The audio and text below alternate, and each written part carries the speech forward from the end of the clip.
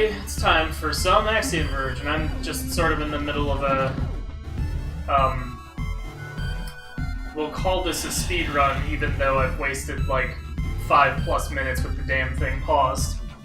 Also, my phone is all the way over there. Damn. Didn't think that through fully, did I? I mean, it's just Twitch telling me I'm live, but still. Having this handy is probably sensible. Yes. So yeah, don't mind this. This is not where we left off. I actually left off on a hell of a cliffhanger, because it seems like the perfect spot to leave off, really. I just want to go on this for a little bit, because it's both the game that will actually be played, and kind of gives me a chance to just sort of goof around before getting back into the thick of it for real. You know, all kinds of useful stuff. Like that help. So as you can see, the speedrun mode's kind of cool. Has an on-screen timer and built-in checkpoints for you, which is a pretty cool feature, it turns out.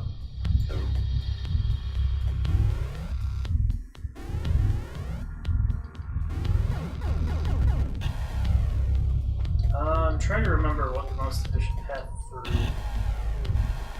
Is this Verge? Epsilon, whatever. The most efficient path through this place. The place that I'm in right now.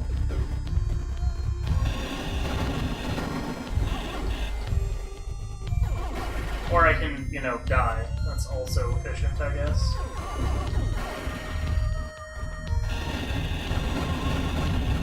But I figure I'll give it a few minutes to let the usual technology things figure out their technology, and then we'll get started. We'll pick back up where we left off.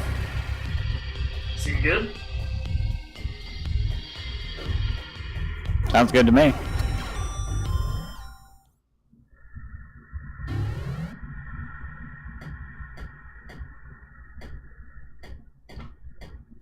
I always wondered why there was a little spot that looked like it could become a barrier right there. I don't remember if that barrier ever actually comes into play. You know, it does come into play. Motherfucking whatever the hell this thing's called, killed her. The motherfucking this weapon. Man, those things are noisy. Just a bit.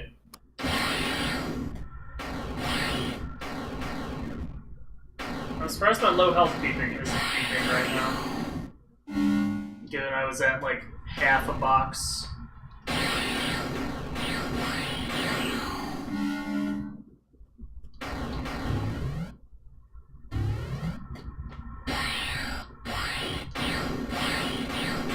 Silver does extra damage though, which is part of why it's so damn useful.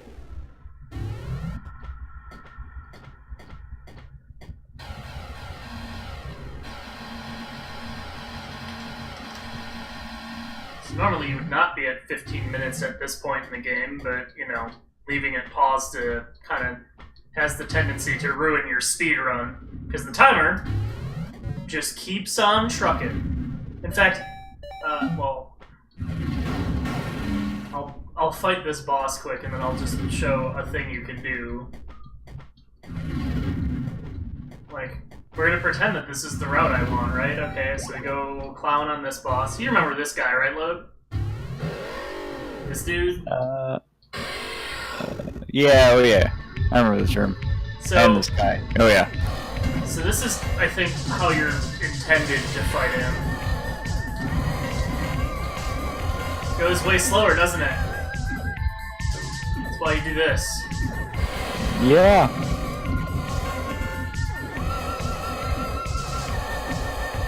Especially because you get a clean shot on him the entire time, so you're actually hitting 95% of your shots rather than 35% of your shots. You know. It's the little things. It's the little things. Also, you're in significantly less danger of dying to lol.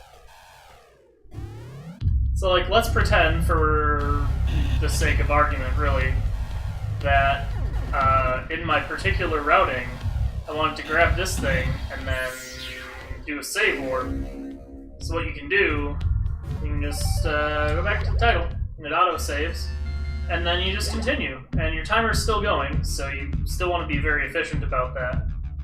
But it lets you do a very, very convenient and easy save warp, which the route I'm aware of, at least, will say necessitates that. So, yeah, it's kind of a cool mode. It exists. And that's pretty neat.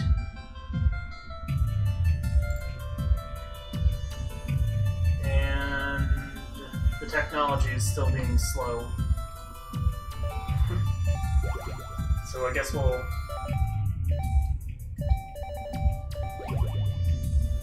over to the leaderboards. Oh, somebody's completed it in 34 minutes. You know. So is that 11 hours? 11 hours, but 100% map and 0 deaths with 0% items. That seems strange. Yeah, that's a little strange. That seems maybe sketchy. Well, there's your 11-second handicap at the beginning of the run. That's unavoidable, though.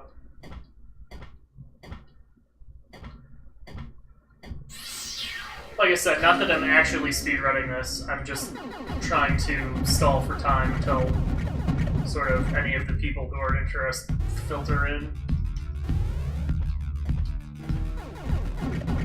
Trying to pretend like I actually remember how to do anything resembling a competent speedrun at this, which I don't. Not that I was ever that great at speedrunning it, but...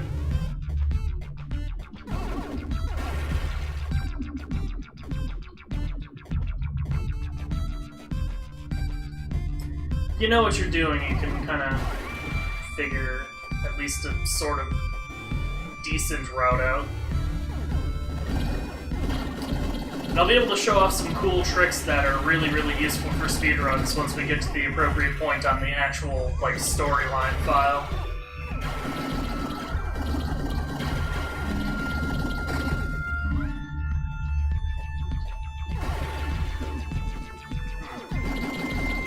That guy hit me.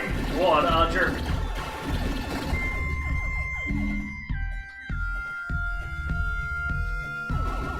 Also, I missed a jump.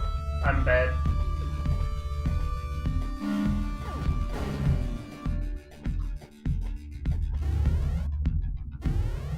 So anyway, speedrun route, you still need this damn thing, so you might as well go get it. Super quick and easy. And then I believe you actually save warp back. I could be misremembering that. It's been a while.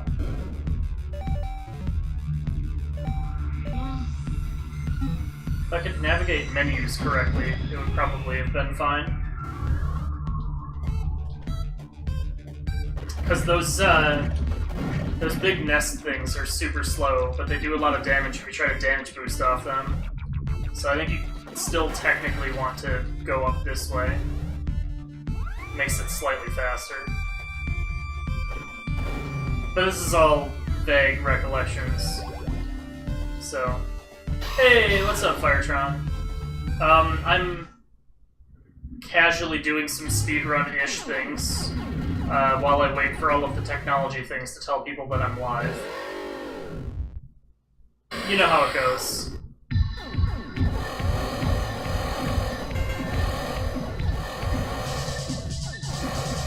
Also, seriously, the fact that this game includes a speedrun mode is fucking fantastic.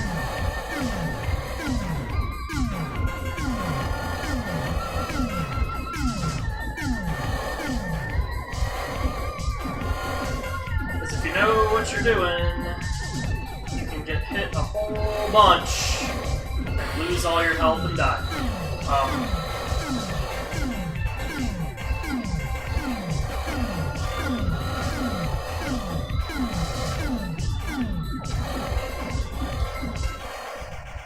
Or you can win the boss fight, and you get the nice splits, which, again, I just think that that's really cool, that it has the on-screen splits and everything.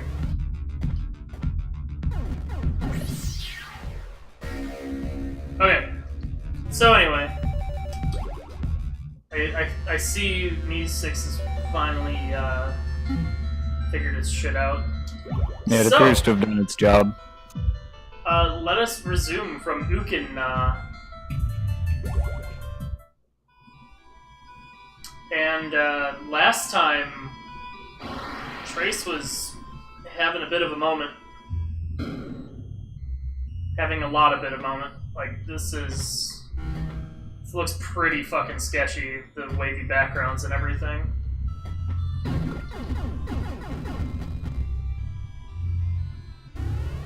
Anyway, I'll just go fight a boss, I guess.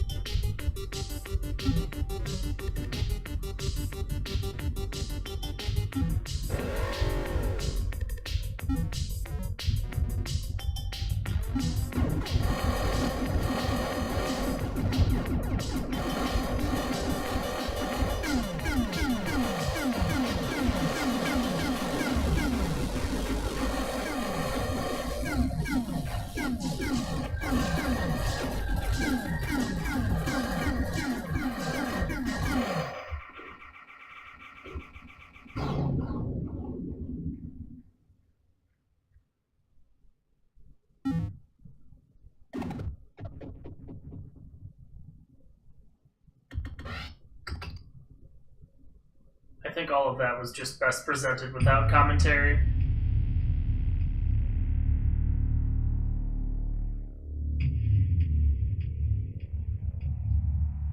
Because that's a moment right there.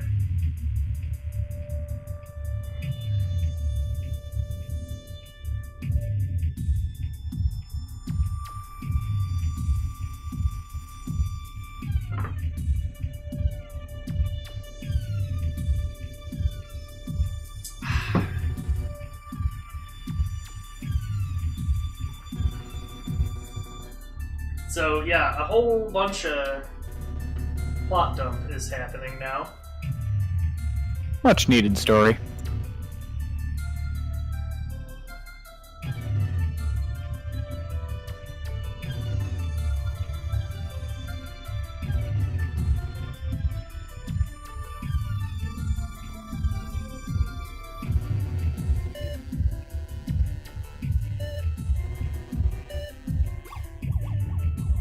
He overcomes his crippling issues with the power of thought.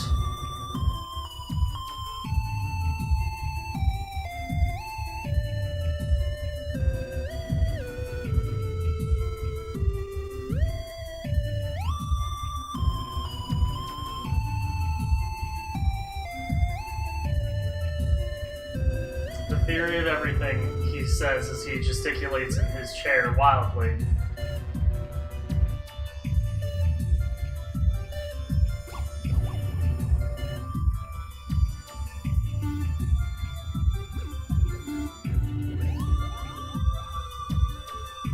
Oh, and the plot thickens.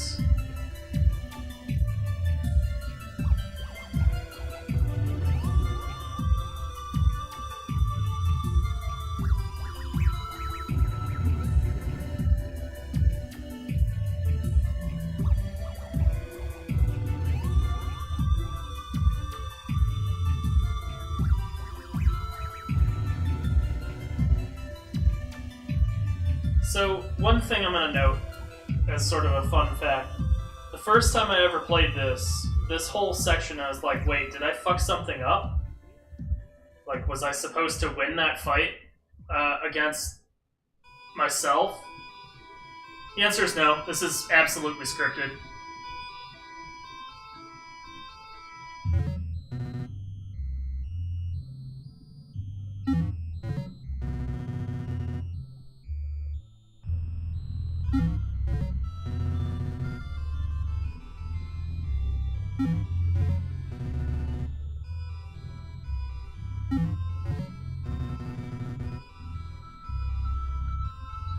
The pattern mines.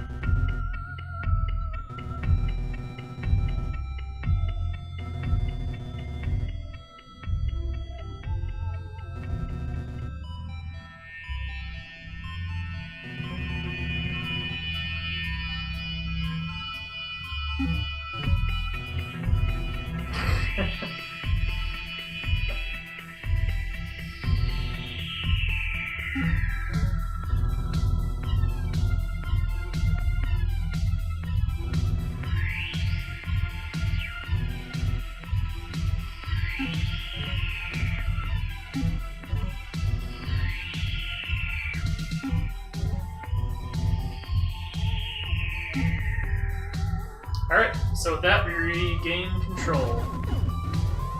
And we find ourselves in a completely different location. In Ukin, with convenient power-ups like more health. And I should probably... That's the wrong button. One of these is the button I want. There it is.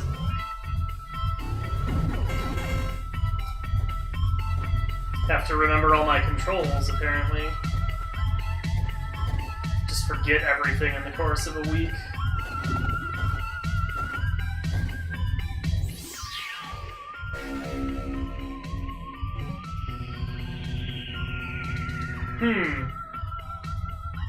Yep, indeed. Totally worth grabbing. Yeah, that's, has some glyphs. I apparently cannot make that jump. I have to do this. Fucking grappling. Grappling everywhere. Grappling with the grappling. And plus, I'm sitting at 8 bars of health, which is quite a bit. That's actually starting to get pretty decent. Also, okay, you can kind of make your way up here. And by that, I mean you can get to about this point here. And that's about, That's as far as you go. that's about as far as that goes. Clearly we need more stuff and things. So, I only found out about this after the fact, that this little doofy thing, if you throw your drone in it like I just did, this little thing will take you up here. Alternately, you can wait until having significantly more mobility options, which is also a choice, I guess. Pretty sure you can do something with this room. Gotta be able to do something. There we go.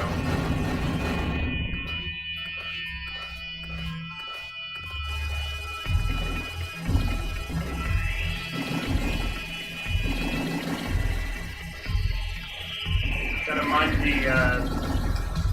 the gas spewers, though.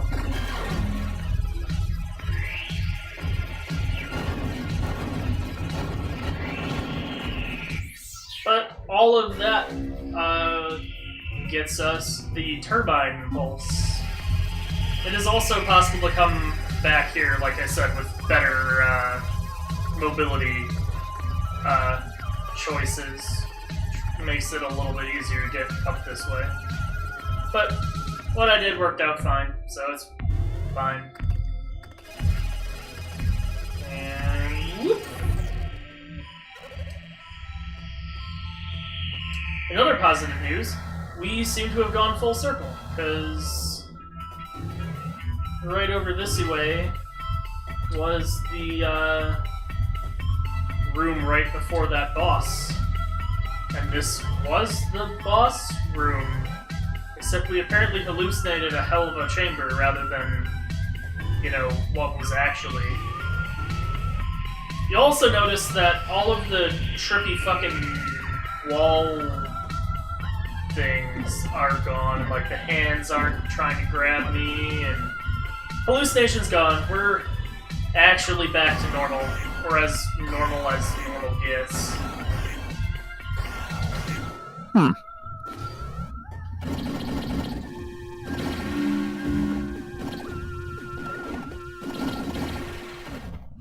So this gun is kind of weird. If you hold it down, you just get the little turbine spinning, and if you let it go, their position will shoot bullets. In general, you want to just use the melee with it, because it actually does some good damage. Anyway, now that all of the weird, like, trippy, hallucinated blocks are gone, we can revisit this room and find ourselves in a completely different door. By kind of going around this way.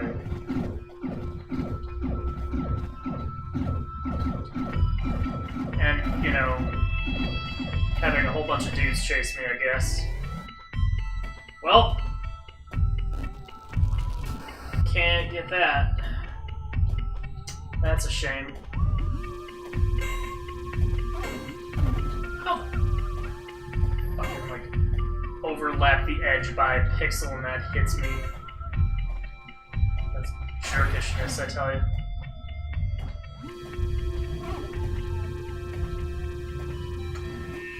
These stupid pill bugs are really obnoxious. And hey, what do we have here? We have a fancier coat. And this fancier coat gives us super fancy abilities. Like a universal directional teleport. So upon grabbing that, that would be the magical point at which you do a save warp back if you were speedrunning. At least if I recall correctly. Because this thing opens up all kinds of neat shit. Like, hey look, I can zip through that. Fancy. That was maybe not quite what I wanted. Once again, you can glitch the little spear dudes to get yourself some health. Takes the dumb thing a while, though. Also, glitch these dudes, and they can crunch through some extra shit.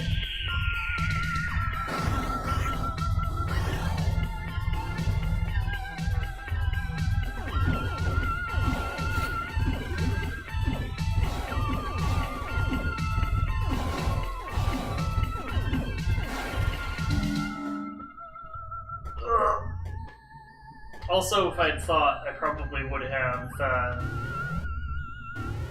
thrown a save over back where there's a save, but I didn't, so whatever. Guess we'll just see what happens. Yeah, it's fine.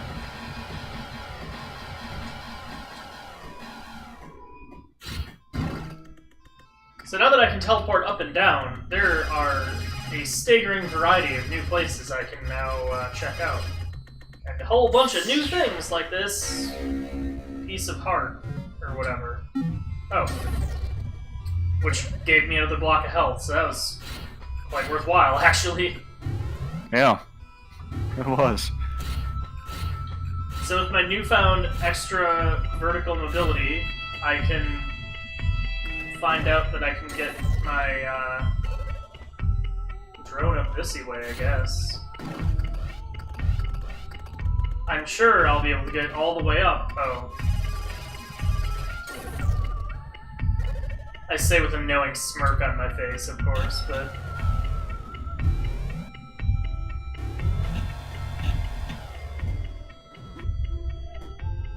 But anyway, the trench coat is the key thing that we wanted to get out of Ukin. And with that, a whole bunch of new places are now open to us.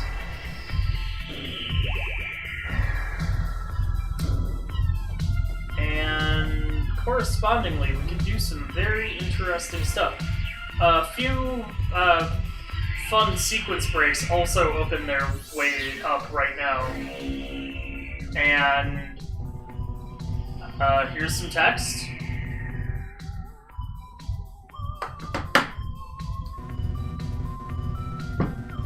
Alright, did you get all that? It's gonna be a quiz later.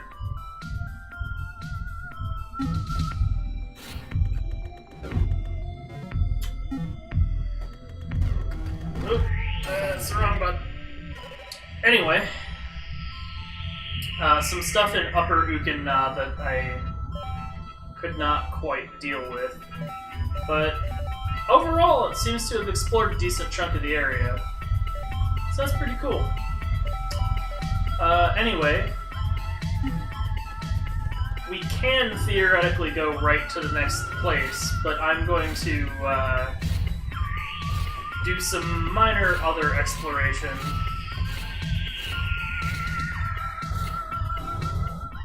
Just because, why not? Wouldn't hurt to see what else is down there. The other thing worth noting about this super cool trench coat ability, if you pay very close attention to the screen, you can see like little, just tiny flickers of glitch graphics whenever you actually use it, which is kind of cool. Just to further emphasize all of this is not quite playing nice with reality aspect of most of your equipment.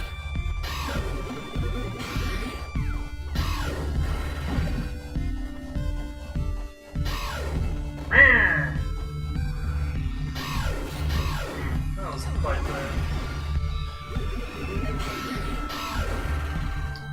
Let's just have these guys go glitch mode so they can provide me some extra platforms. And also conveniently blow themselves up as a result of all that too, which is kind of nice.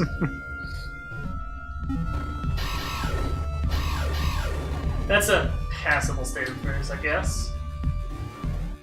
So actually, I think we probably could have gotten that as soon as we got high jump, but of course, when we got high jump, we were trapped on the other side of the world.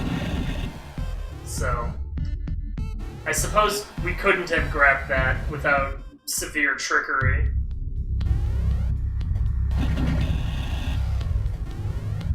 Also, if you're obsessive about map squares, now's the time to go back to all of the different areas and uncover those extra tiles of save room. And it does track map percentage, so in that regard, it actually does pay off to be obsessive about it. Also, a thing I could have gotten with the Kilber. Let's go and grab that.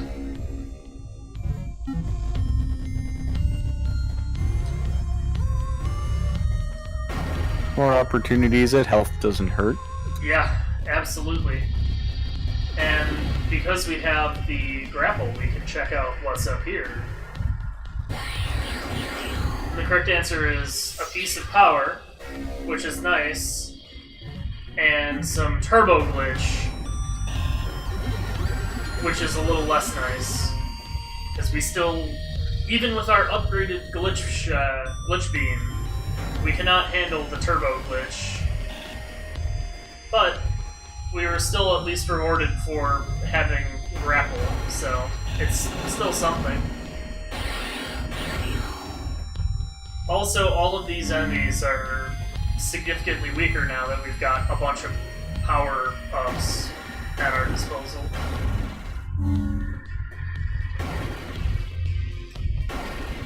This might be... Yep, this is glitchable with our improved glitch beam.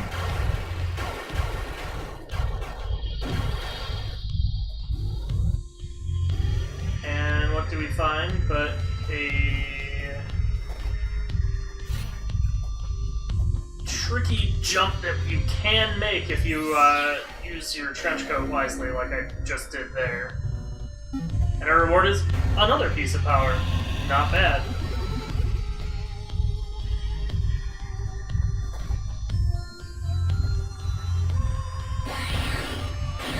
Also, because we have the grapple, there's this additional bonus piece of power here. And a friend to the turbo glitch on the other side of this, so we'll still not be able to check out those two tantalizing map squares, unfortunately. We'll have to return another time. But, finding all kinds of neat stuff.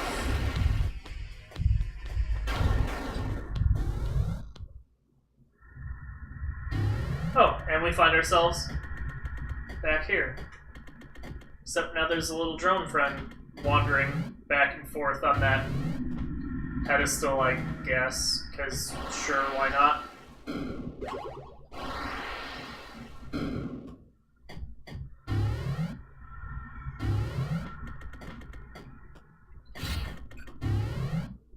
I don't remember if there's more dialogue to be had over this way.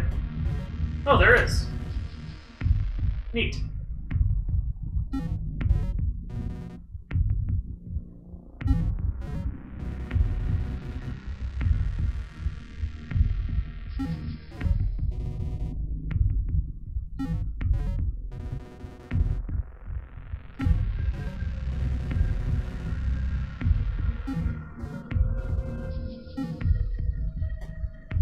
Alright, bye, Elsinora.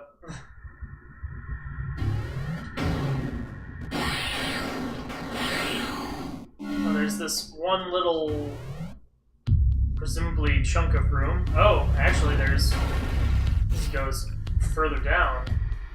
And we find more stuff we can glitch through. How interesting.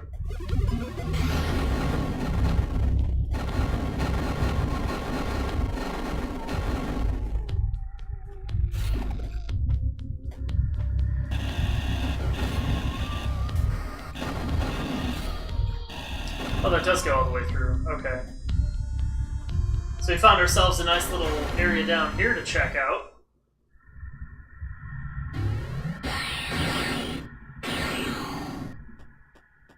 And a place that our drone can go and pick us up a nifty size up. Or range up, or whatever the hell. Size up is the other one. So, neat, and worth doing. That Kilber's actually getting decently large now.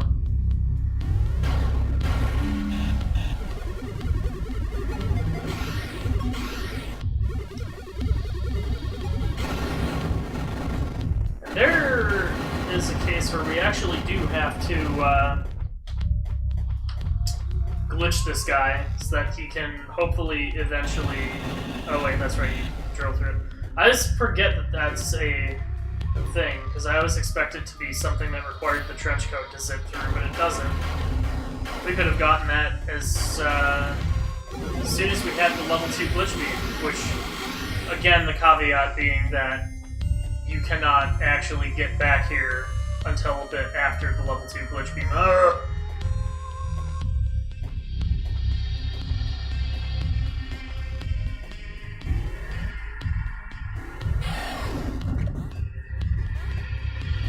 Let's see if there's anything else we can check out over here.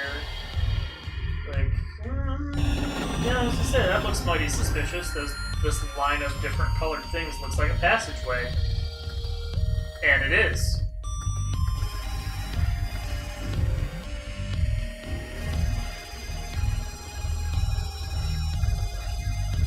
And we find ourselves with...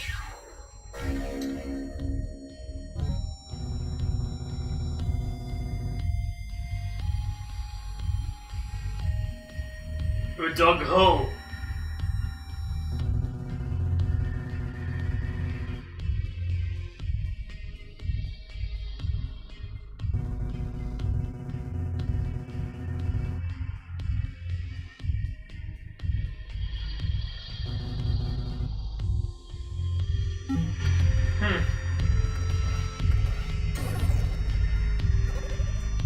So, I don't think we can go further down yet. It doesn't seem like we have what it takes. But maybe we can go over this way. Ah, yes we can. We were lacking a glitch beam the last time we visited this room. And so, we would have gotten stymied right about here. We would have been unable to proceed any further. But with our glitch beam in hand, we can lay claim to yet another piece of power. Only one more to go, and we're at another actual level of power.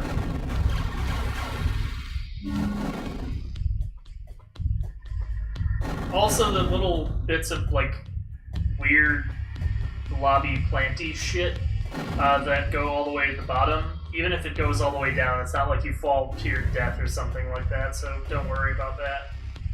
There's floor underneath them. Yeah. Alright, so let us return this way.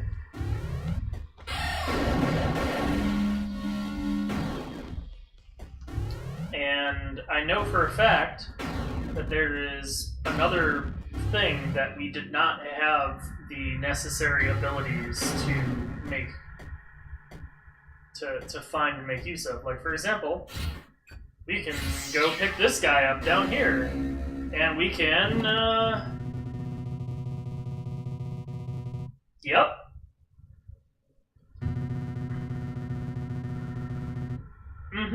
Indeed. Yep, what that said, for sure.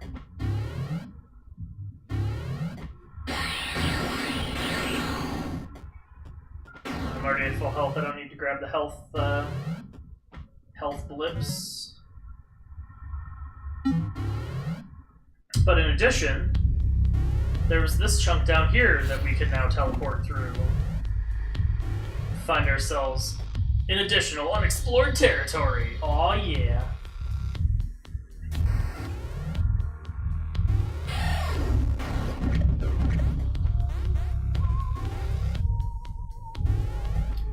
And our reward is...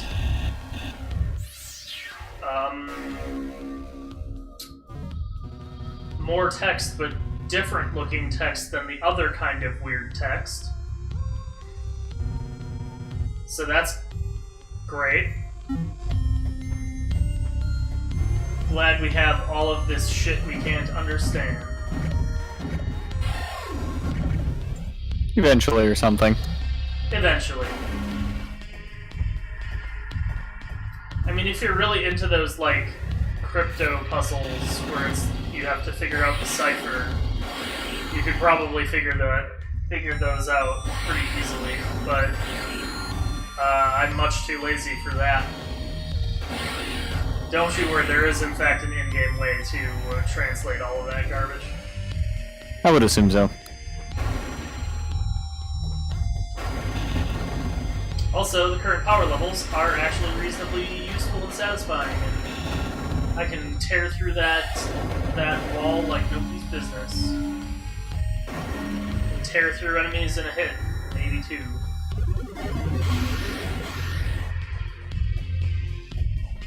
Oh, and hey, I can check this out over here. Just all kinds of... Hey, jerk. All kinds of nifty exploration happening now. Look at all these places that we can check out that we couldn't before. Oh boy. And that requires the trench coat for the mid-air dash, but we have that, so we're good. We're golden.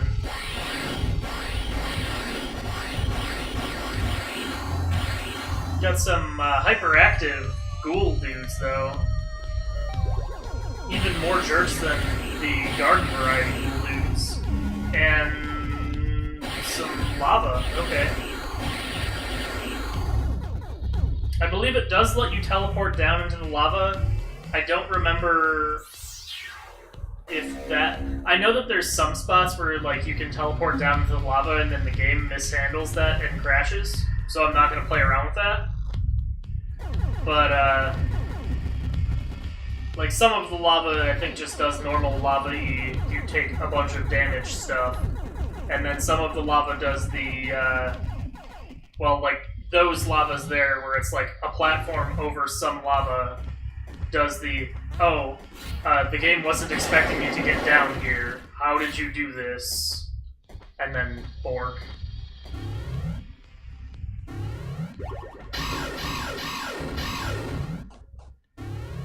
Anyway, that was the last power fragment needed for another full thing of power, so that's pretty cool. That's a good find.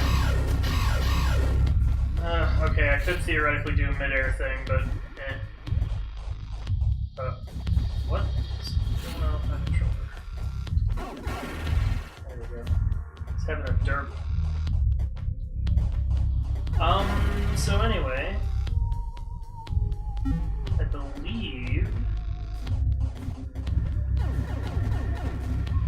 we go up this way, we can theoretically find ourselves in another little unexplored area that I bet you we have what it takes to take a look. So let's take a look. Ah, yes, see? Oops, that's the wrong one. We need that there, grapple to get up this way.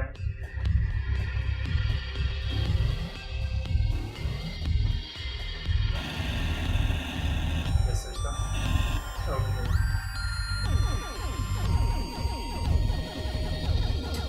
I could have sworn there was, like, at least some enemy in here, but I guess not.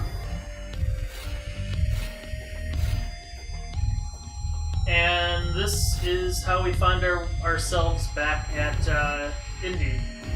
We also have a room over here we can check out with a whole bunch of very, very jump-happy dudes who are all very excited to jump at me. Some spit acid and all that good stuff. Actually, I think they both do. Just one spits the splash damage acid and one spits just normal ass acid.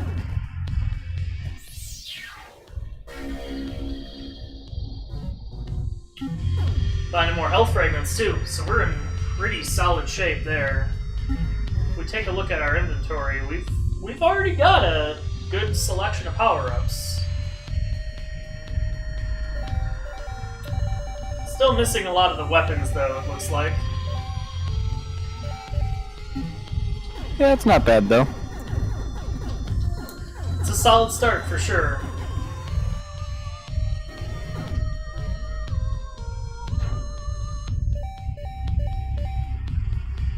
So I think there's a few spots that we could probably check out a little bit more, but for the most part, Absu seems to be pretty well explored. So let's continue our little sweep around and check out C, because I'm pretty sure there's a few more things we can grab there before we move on to the real next place to go. Which will have some more plot, because, you know, advancing in the plot line gives you plot. I don't know why I'm saying this like it should be some sort of revelation.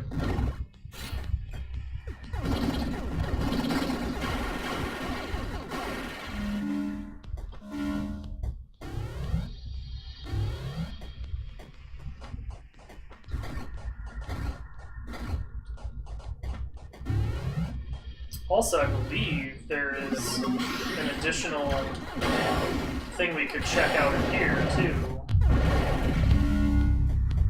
Because the last time that we were in this room, I think I already got this, right? Yeah. But the last time we were in this room, we didn't have the dash, nor did we have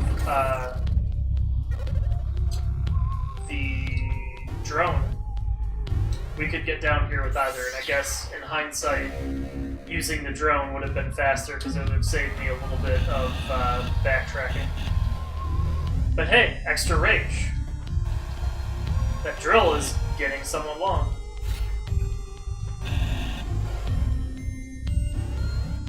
And I'm pretty sure I can handle this room now as well. We intentionally were checking it out, and I intentionally went, this is not something I can do quite yet. But now, assuming I find the right place to fall down into, now is a completely different story in which... Yep, so as you can see, drone is absolutely required for this little trek over this way. Because Trace is just a little bit too large. And our reward is more mysterious text. And yep. The question was asked, and they added a rhetorical statement on the end of it, or something, I don't know. Seems legit enough, right? Mm-hmm.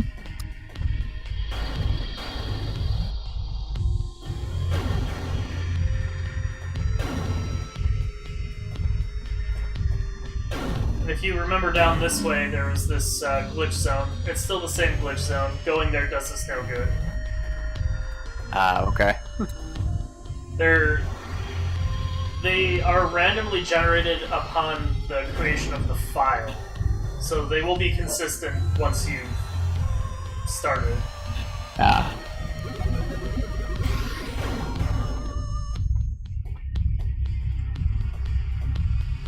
I don't remember if I got that. It appears as though I didn't. That's cool though, because I found another piece of health. And also there's this room over here, which maybe has nifty and exciting things. Why am I using the reflector? No, it's a bad weapon.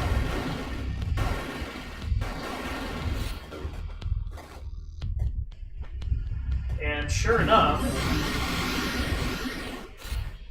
it looks like this is a mysterious little area filled with a whole bunch of dudes and some drillable blocks leading to some sort of exciting prize. And that exciting prize is the inertial pulse. Sort of a plasma beam-esque thing. Reasonably powerful, and hey, if nothing else, it's an extra weapon for the collection, so I'm not going to complain. Not at all. And as advertised, it does pierce through enemies, which comes in handy less often than you think it would.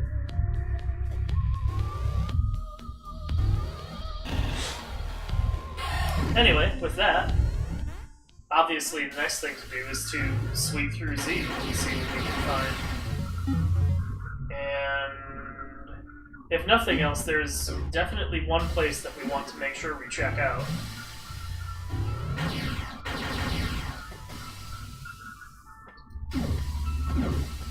Also, having high jump makes some of these early area parts relatively trivial. Also, if we feel like if we can cut through there, I guess. I don't know what benefit that really got me, but it's there. You could do it.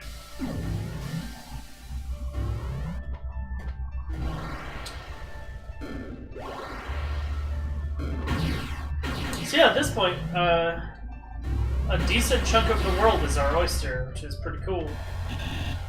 But we can't quite access everything yet. We're still missing several very, very key power-ups.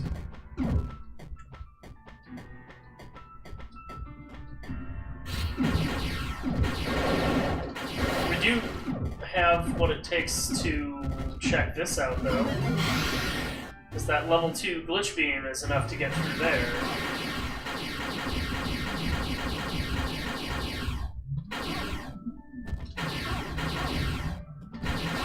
those guys will latch onto you and drain away health at a fairly alarming rate.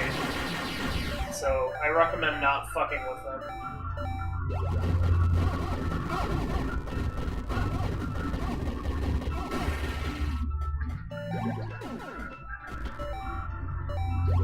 Unless you like having your health drained away at a rapid pace, anyway. I mean, maybe you're into that. I would question your sanity, but maybe that's a thing. So how are things going on your end, man? No, I'm just kind of watching. Feel free to ask questions or whatnot. I haven't seen anything that confuses me yet, so...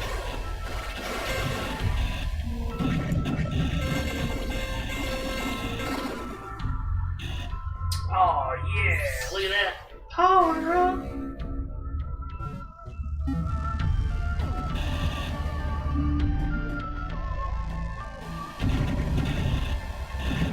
Finding all kinds of good stuff at this point.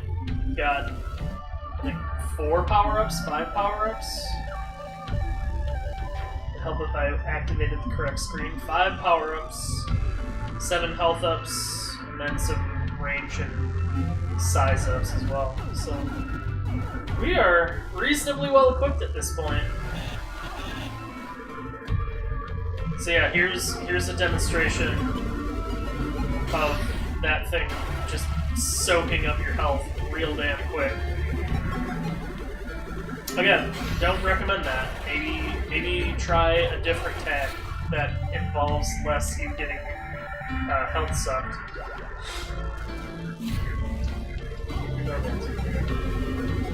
If they do grab onto you, you can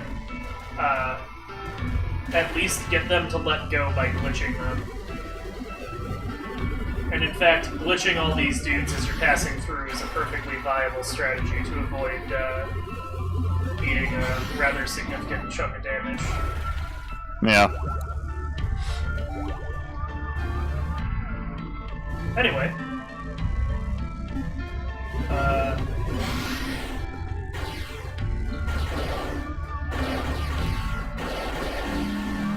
Thanks for dropping some health, buddy. I actually kind of needed that. So we can go up and to the left, or we can go down and to the right. Which would you like to see?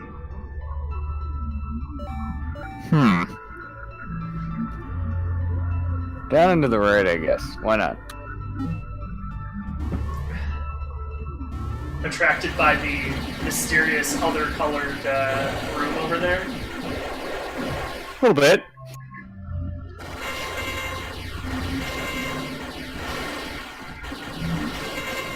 Hey, remember these guys? Yeah, they still exist. They're still kind of obnoxious to kill.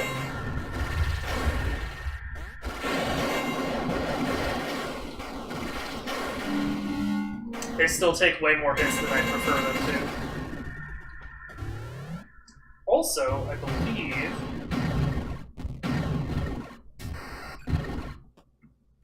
As I say, I believe one of these you can pass through, and our reward is more health. And actually, literally more health in this case, so we're now at a very, very healthy 10 blocks of health. But that's not the main attraction. The main attraction is down over this way.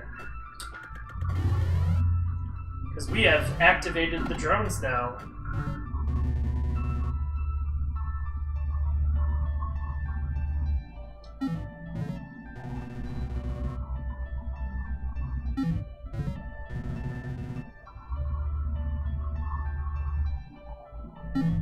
Hey, what's your occupation?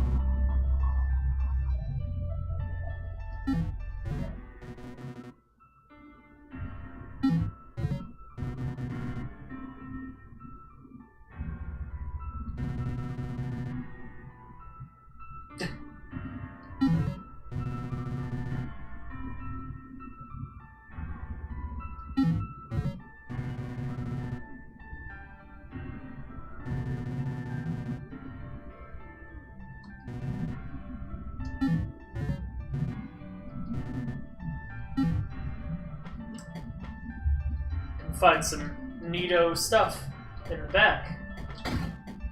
Well, let's take our drone and go check this out.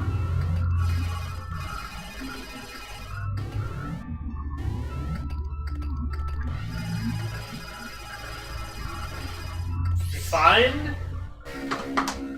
a piece of paper. Text we can read. Reveal Sudrin.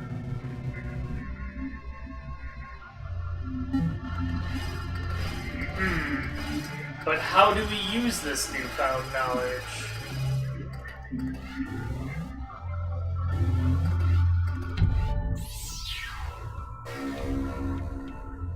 Why we get the passcode tool.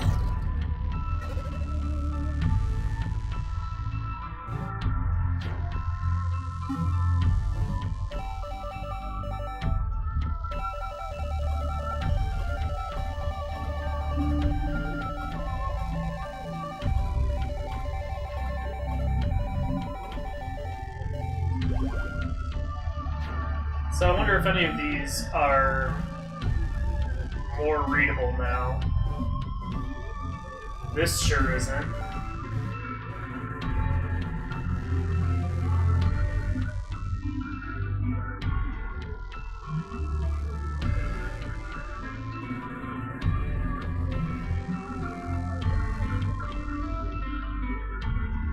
Alright, so that seems to have been translated. Yep, that was something we could already read. This is... So we've revealed exactly one of our notes. I mean, I guess it's something, right? So with that, let's go check out that other, the other spot that we can check out. Haha, is the illusion of choice. It's just which one we want to check out first.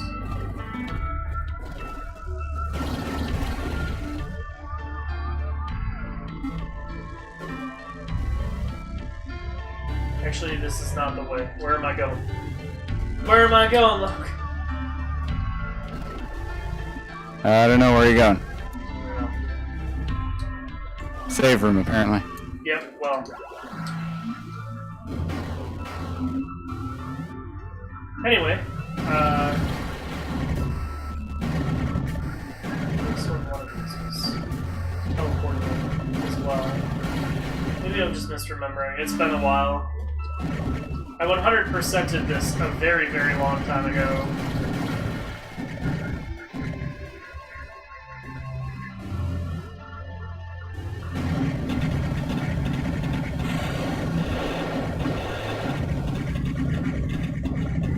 The range on this drill is starting to get somewhere now.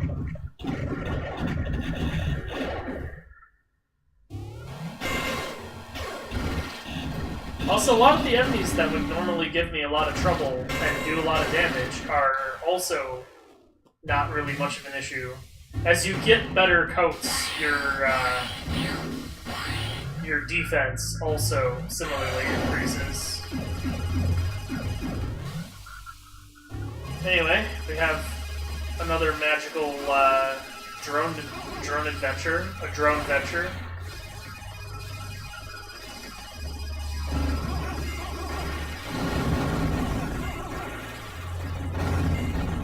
You do have to be a little bit careful with this drone venture, because you don't want those green bastards to get you as a drone. Because your only recourse as a drone is to just sort of slug it out and try to kill the dumb thing before it actually kills you. Kill or be killed. It's a vicious world.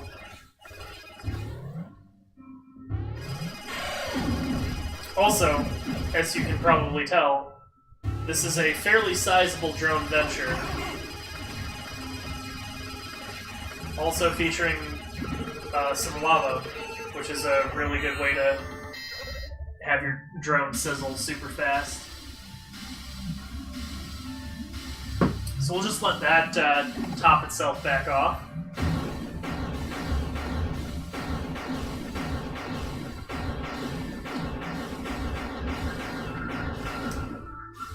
try that again. Maybe do a little bit better this time. Just a little bit.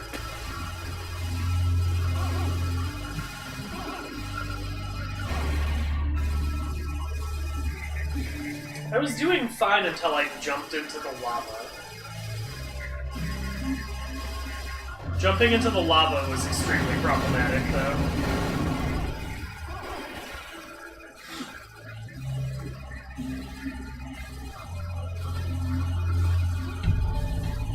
Also, all of the steam here is problematic. This is the safe way to handle that dude. You just kind of let him jump above you a whole bunch. And similarly, this one you just kind of let jump over and you just keep on continuing on your way.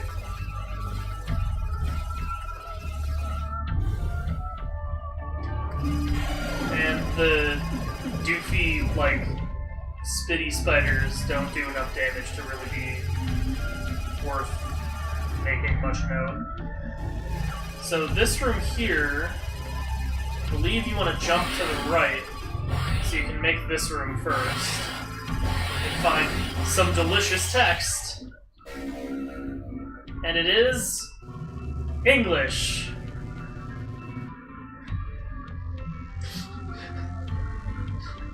Literally, it's titled English. English, and uses every letter in the alphabet. Yep.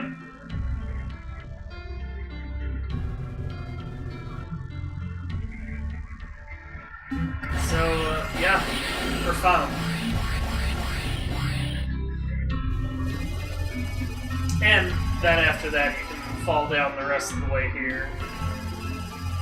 And continue on this very, very long and winding journey.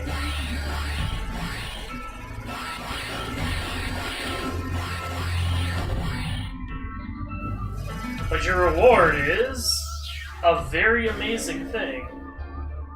Your reward is the Verge. This weapon kicks ass.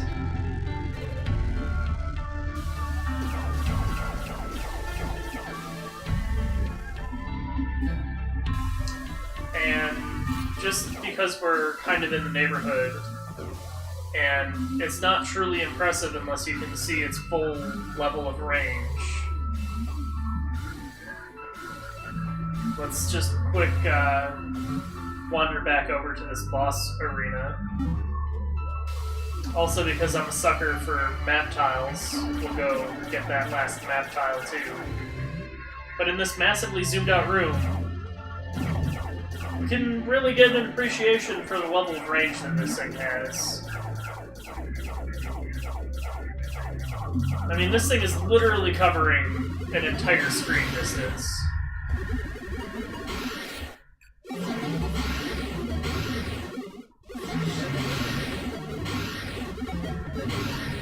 It's a pretty good weapon, and in fact, it's kind of one of my go-tos, unless I have a more urgent need. Anyway. Oh! Oh, almost. Alright. Jump. There we go. Just needed the extra height from the trench coat to make up that last little chunk of distance. Alright, so that takes care of Z. And Core, I believe, requires still a little bit more stuff before we can do Core proper justice. So let us instead take a trip back into Indy. And from there, we shall find ourselves basically in entirely new and mysterious lands. So, yeah, it's exciting stuff. Also, the other nice thing about the trench coat, if I can use it correctly, is you can sometimes, and again, if I use it correctly, I can make this gap. There we go. Because you can do a diagonal tab. Don't mind me, Firetron. I was just being stubborn.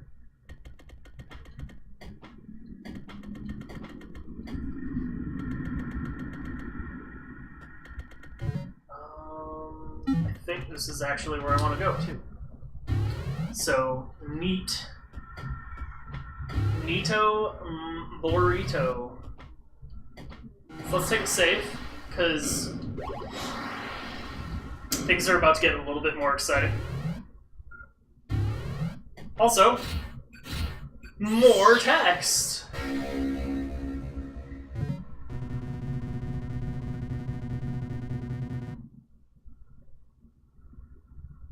How much do you want to bet that this is entitled Athetos?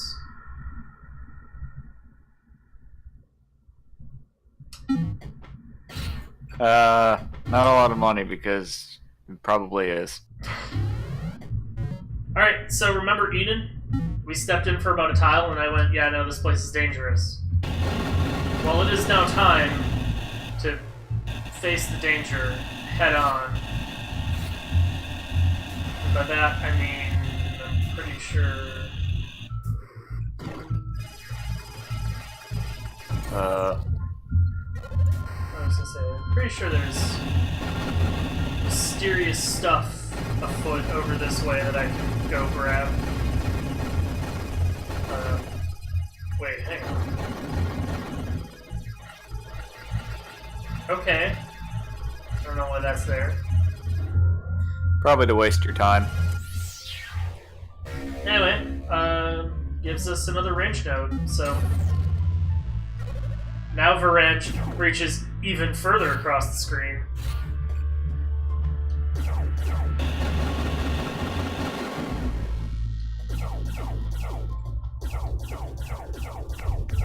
Oh, and in the meantime,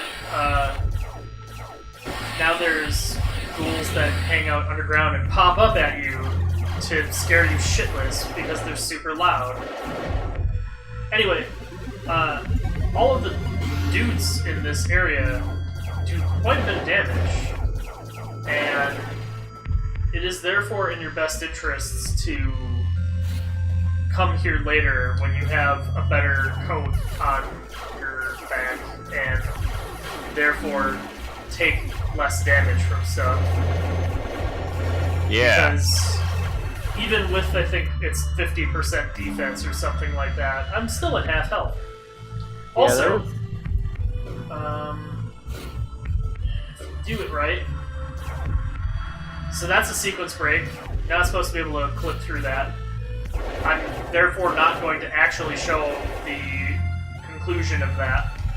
But just know that that is something you can do in a speedrun setting, is just sort of shoot through that normally supposed to be impassable super glitch zone.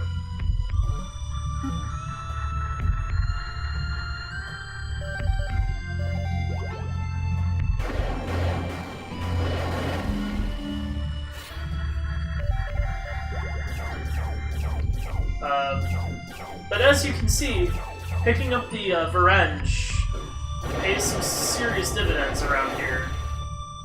Because it's pretty damn useful. Also, I'm trying to remember exactly where I'm supposed to go within here on the normal path, because I oh so rarely take the normal path.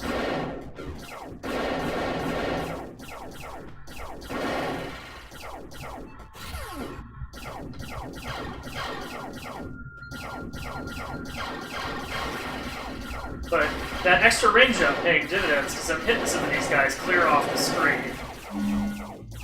Yeah. Like I said, this weapon kicks ass. Yep.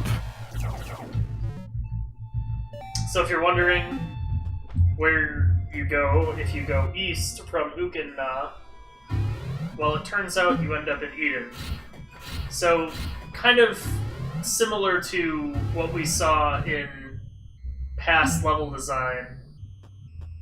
The game is pretty good about giving you a few different tracks to get back to the same place, which is on the golden path.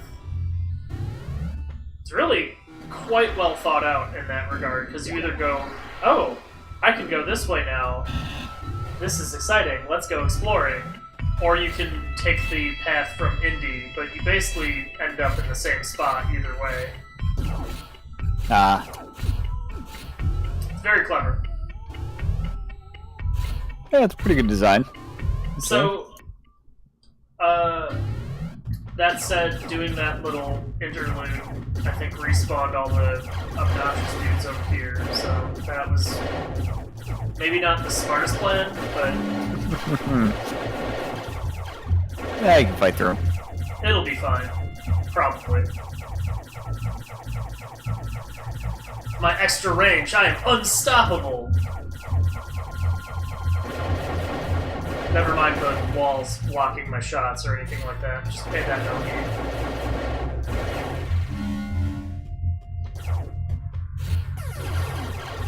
As you might imagine, getting any serious exploration done here without the trench coat is not really a thing. Yeah, you kind of need that. Previously shown sequence break right here included in all of that. But like I said, we're gonna take this through the intended path for now. What? You fucking clipping through this to floor or hit ceiling or whatever. Also, if you can jump at the right spots over here, these guys don't jump up at you. Oh man, they're getting quick. Yeah, these guys are really rude. So, anyway, some turbo glitch. Ain't getting through that. Glitch smoke, don't breathe this.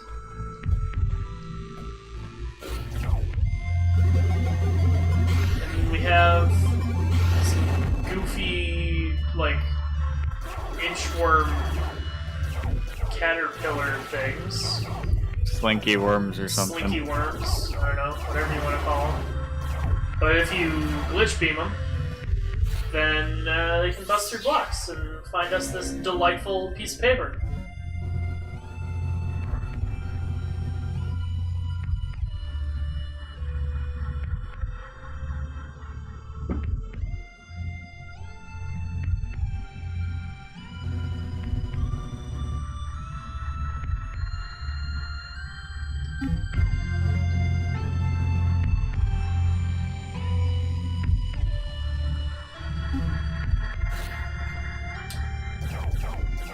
So, theory of everything, according to Trace and/or Athetos, basically amounts to, yeah, I don't know, reality is just whatever you make of it, I guess.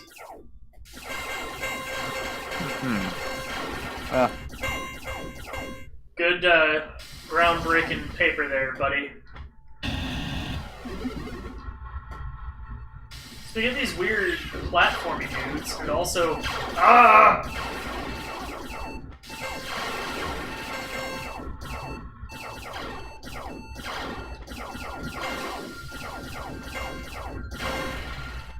Yeah, remember when I said Eden gets a little dangerous? Ah! Ah! Ah! Eden gets a little dangerous. Yeah. Yeah, it does. In general, things in Eden do frankly stupid amounts of damage. You should be aware of this and maybe attempt to avoid picking too many fights.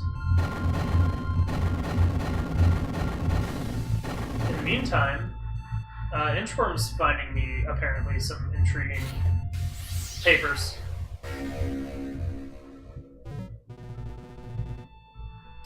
And now we can translate Vikia.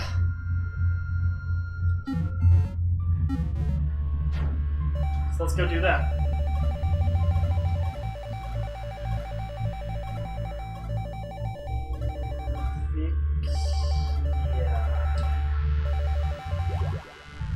That was right. So we have Reply, the Outsider.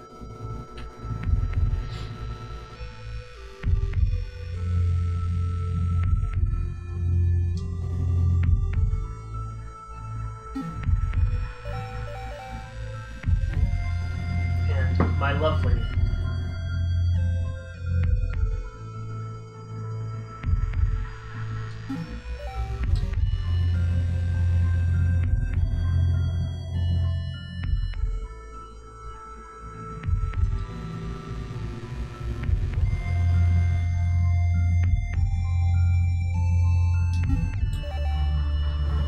So this is all the Rusalki chatting.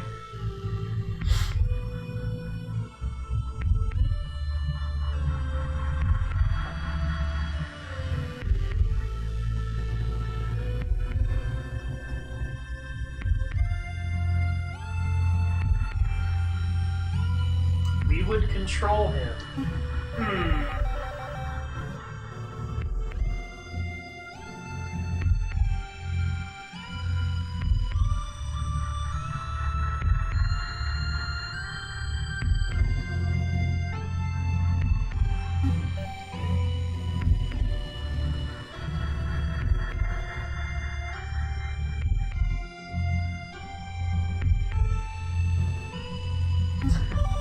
This way's a bit more interesting.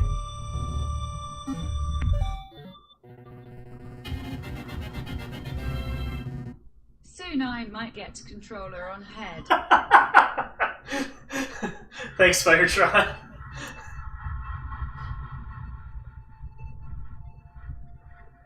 Two months in a row. Woohoo! So that brought in some interesting new lore and backstory, and perhaps do me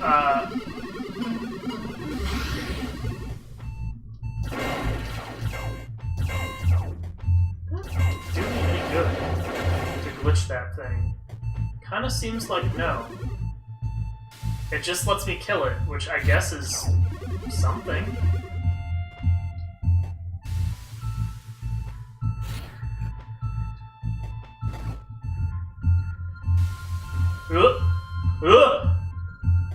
You know what, I'm just gonna kill these before I fall onto them and grievously injure myself.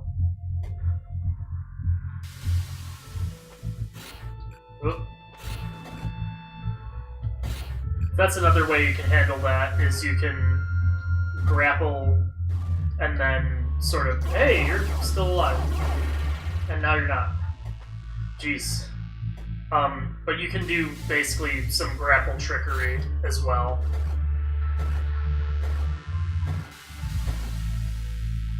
Whoop! There's gotta be something up there. It's too strange. Like, terrain formation for it not to have something.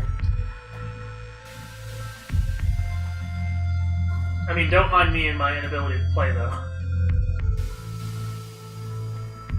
Maybe we'll come back later. More of these dudes. I wonder what they shall reveal this time. Because it's clear that every time they show up, you can glitch them and get them to run into something. And true to form,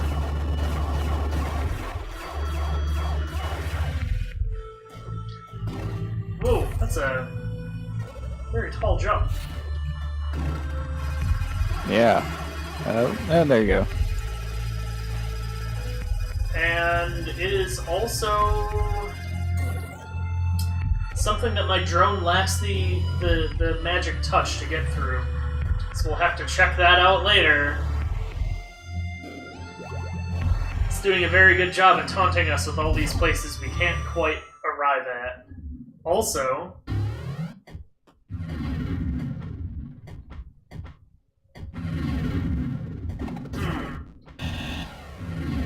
well, you know what this means.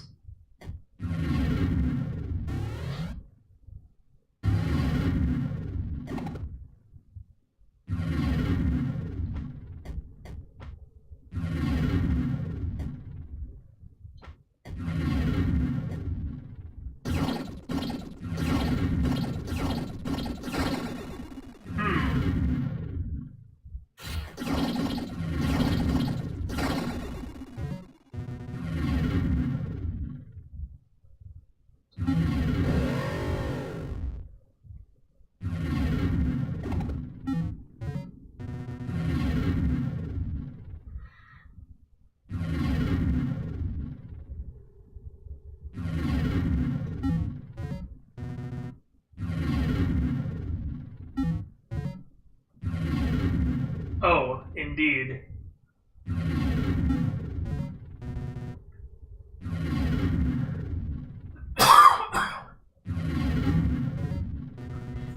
What an O.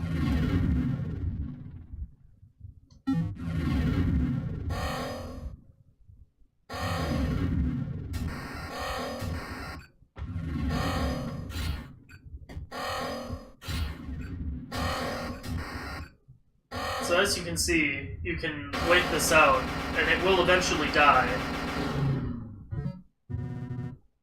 Your choices are either attack it or let it die on its own, and really it's meaningless, but if you let it die on its own, you get a Chivo, so there's that. Oh. And then there's this.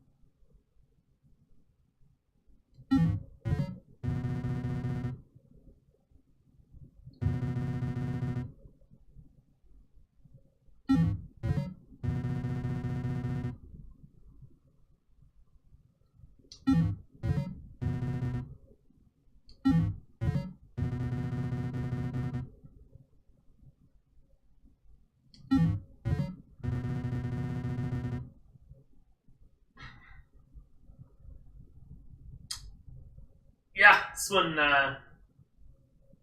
yeah.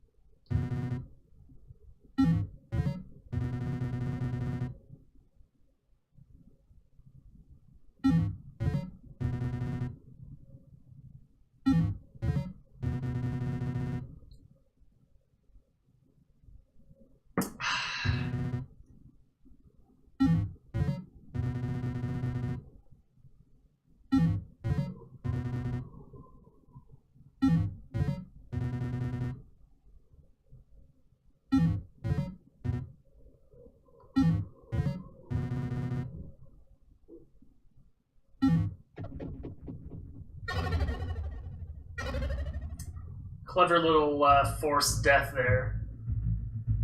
If you're following the normal sequence, you absolutely want to use this save egg. Because otherwise you could be kicked back to who the hell knows where.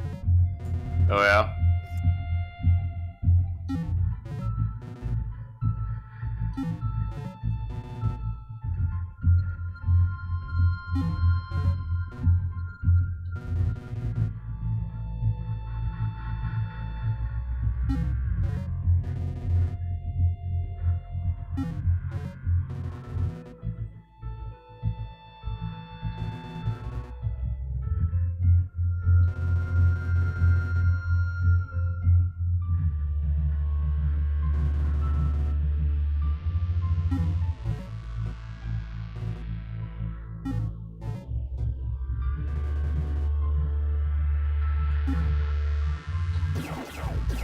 So yeah, it also turns out that they basically have the gun pointed directly at our head at all times.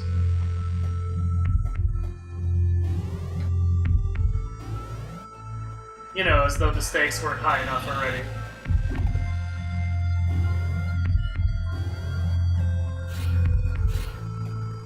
There's also, this.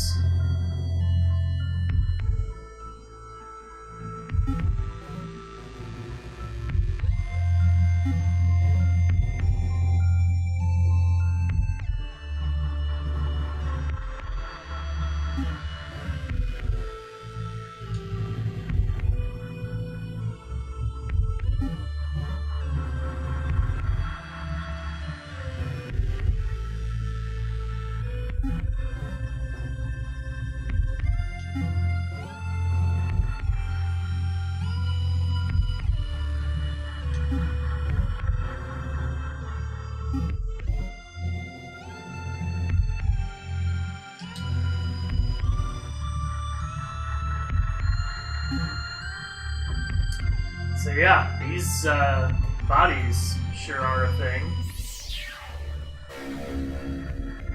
Also, we have address bombs.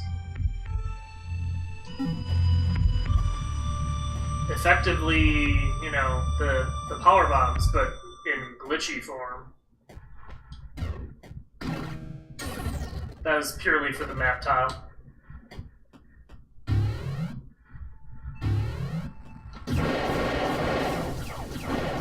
So one thing worth noting,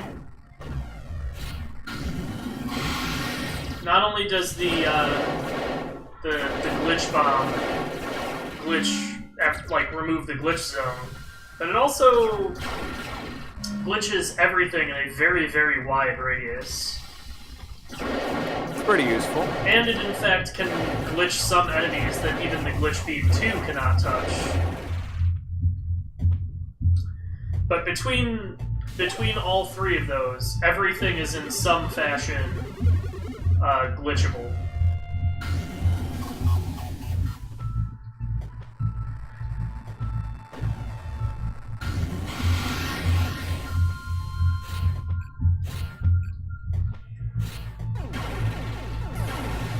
So, also you can, as you might imagine, you can get power bomb or glitch bomb ammo back from killing enemies. It's only in this very late... Oh, God fucking damn it. You know what? Alright, where's your buddy? So you're gonna have some buddies here. Just let them all show up and then...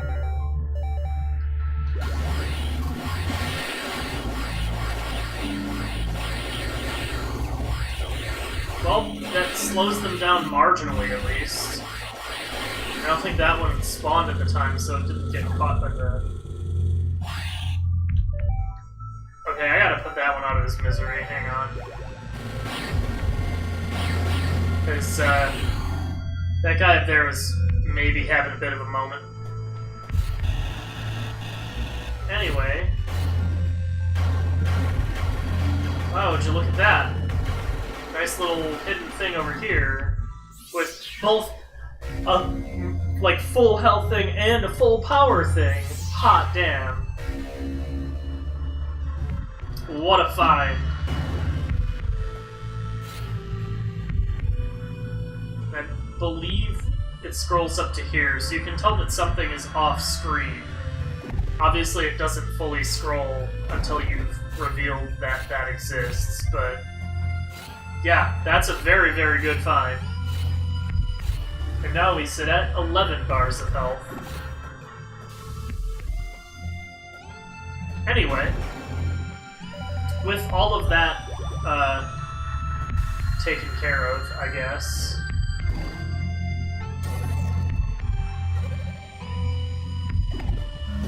let us go back to the left. Because now that we have that magical address bomb, remember that spot that I said was sequence breaking? Well, heading there is no longer sequence breaking. Time to go there, then? Time to go there and find, a thing. A very, very important thing. And that's about all I'll say on that until I have it in my hands.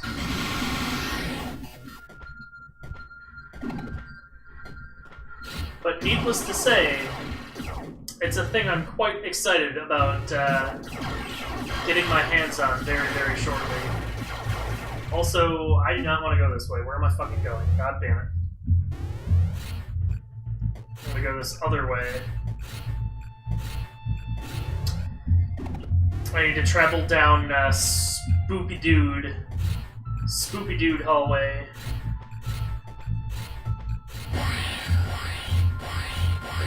At least I only spawned one of them that time.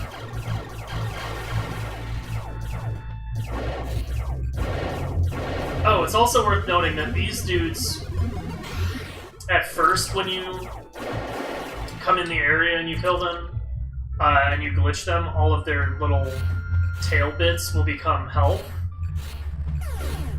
Which it turns out is not very helpful, because the amount of health that each of those little bits of health give is basically nothing.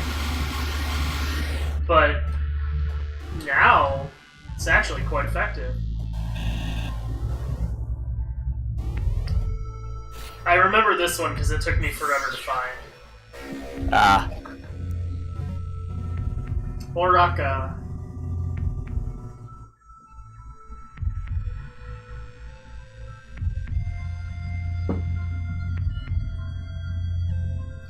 Oraka, if you're wondering, is the transport Rasalki hanging out in the Indy. That thing? Yep.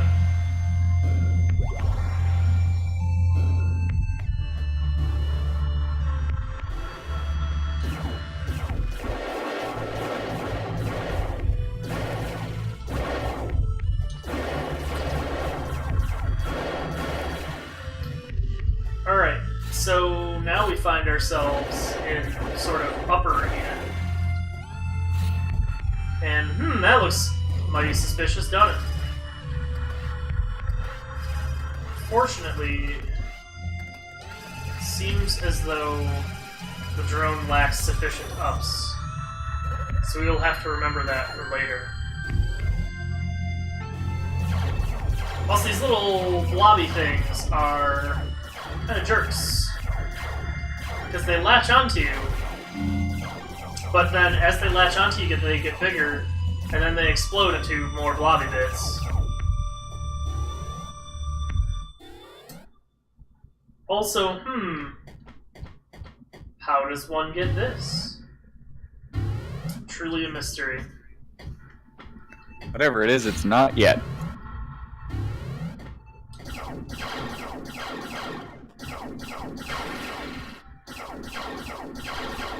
So yeah, the trick with the little blobby dudes is to keep your distance, don't let them latch on, and use whatever it takes to avoid engaging them at close range.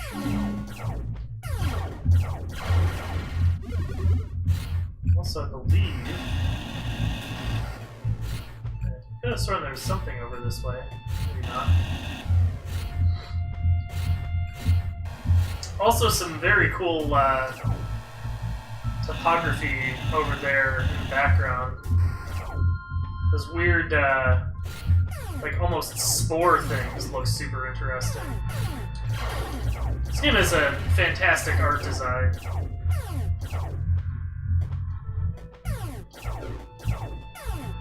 It really does give the feeling of sort of a strange alien world.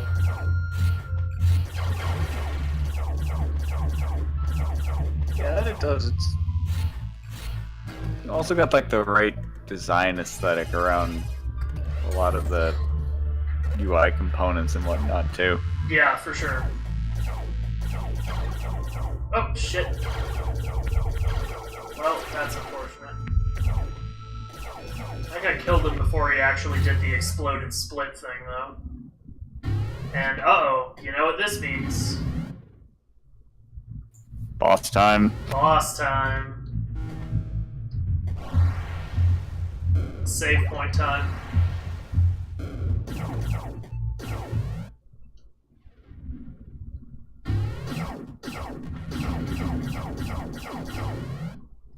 Alright. I don't remember what this dude's called, but he's kind of a jerk.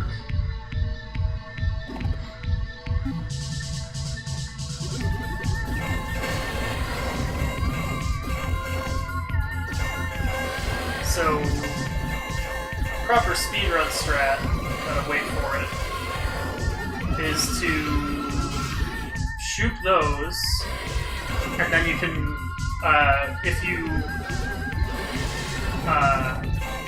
glitch beam the little things that he shot out there, then if you line it up right,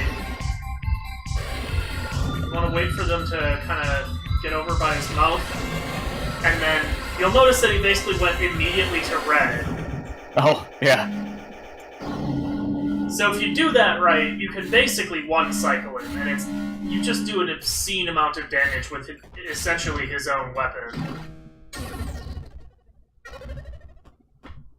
And that's how you properly fight this boss. If you try to do it the normal way, it's kind of a pain in the ass. Fun fact, on my first playthrough, I actually double KO'd him. Oh. Bonus fun fact, due to the nature of how death works, after I respawned, he was still dead. It was kind of cool. Alright, here it is. Are you ready for the most amazing thing? Bet your ass you are. This thing is really good. Yeah, obviously. And opens up a whole bunch of options. And also allows you to do some really cool speedrun tech that I'm going to show off. Also, it lets you do just the obvious things like, hey, now I can jump high and then relaunch the drone. And so now, basically, there's, I think, one key power-up left in terms of mobility. But even just having the drone teleport, the world is very much my oyster now. You can do some really interesting things with that. I'll have to remember the right tech for it, but as you might imagine, it's a pretty good find.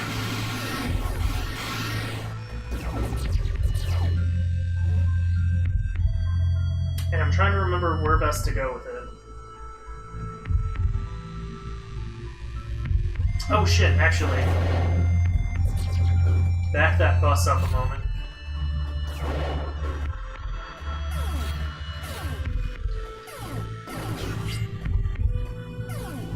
Because I think there's the one bit up here that I could totally get now.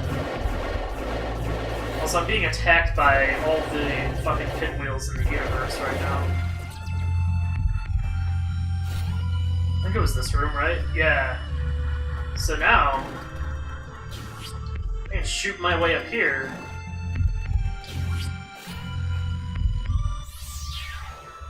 Do some further shooting and get that. Shooting and find power node fragment. So like I said, this thing is pretty useful. But I'm not even quite showing off the full capabilities. That was not the right button. Hang on.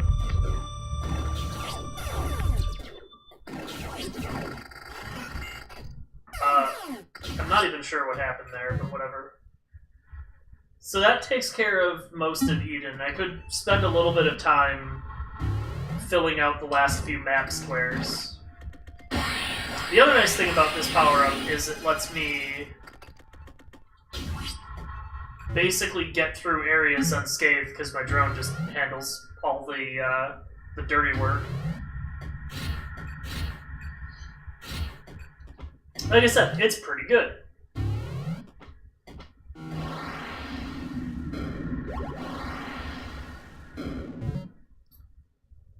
And I think that dot means that I've found all of the items, which I think makes sense because Indy doesn't have any. And this dot in Z, I believe, means I found all of the various notes and words. So there's still some sort of item missing, but I've found all the notes and words in here. Or maybe that's vice versa. I don't remember.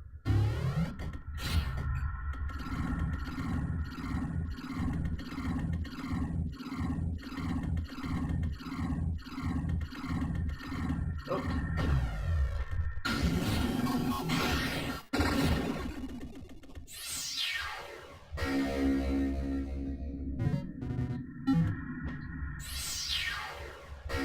Wow, I didn't think that would work.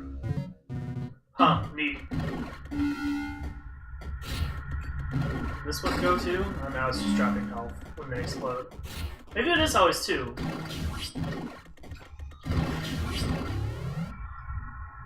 But anyway, you can do some very intriguing things with this drone stuff. Basically speedrun tech, and I was demonstrating a very limited form of it there. Mostly stymied by just the terrain. But, like...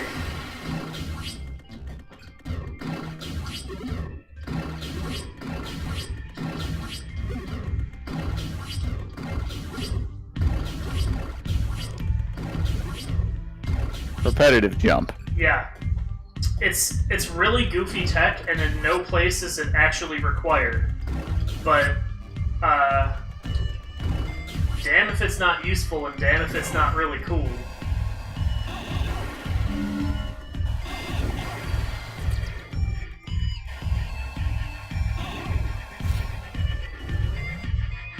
So between that and,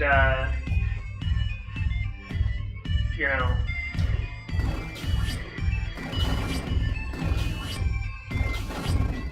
Oh. Part of the trick, though, is you have to do a little bit of some other input to be able to throw it again. So there is definitely a technique to making it work.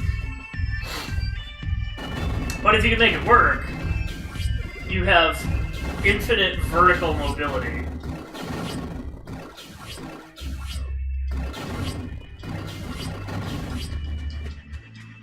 What? Yeah. I don't understand where it thought I hit the right analog stick there, but whatever.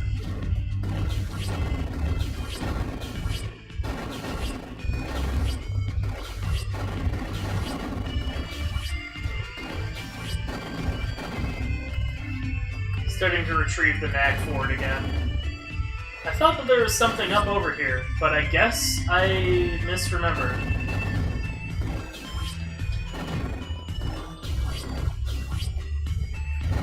But regardless, yeah, grapple is pretty much completely useless now, because even in the circumstances that I'm not infinite jumping, I certainly could just hitch the thing up and then warp to it.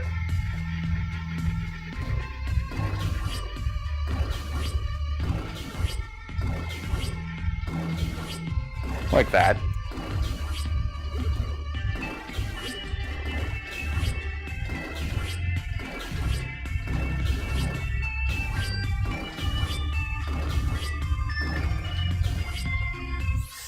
Find myself some more notes.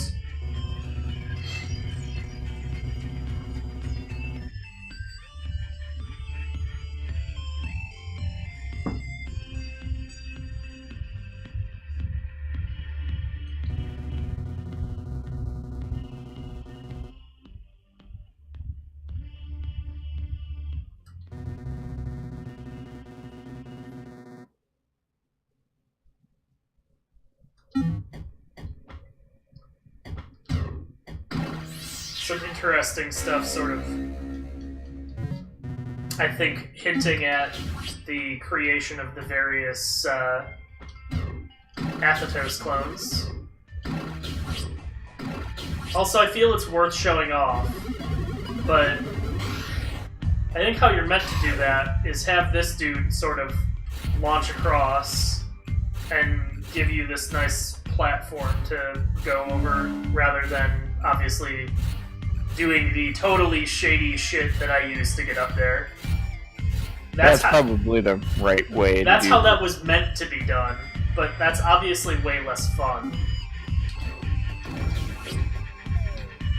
The other thing worth noting that I don't know if it's ever explicitly mentioned is if you press Y, or top face button, we'll just go with that because that's universal.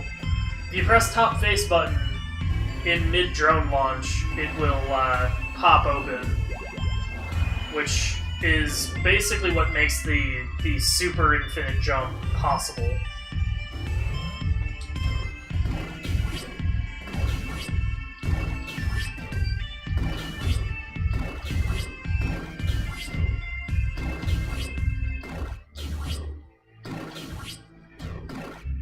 But anyway, remember this over here? I'm sure you can see how this is actually meant to be done now.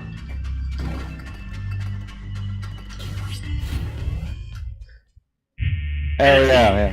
And it leads to an entirely fancy, shiny new area with enemies that very much don't want to get injured by, or get glitched by the glitch beam. So that's rad. The only way you can glitch these dudes is naturally with the full Monty, the bomb. Yeah. In practice, your best bet for this first area is just to kind of do what I did and shoot through that way. Also, this is blocked off. There's not really anything we can do about it right now. So the correct answer, of course, is to go up this-y way.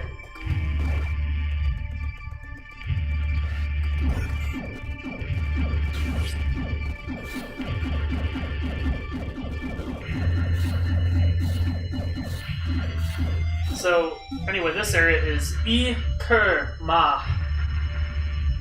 Or A-Ker-Ma. There's also this. Can't get at that either. Need to be able to move those big ol' yellow blocks.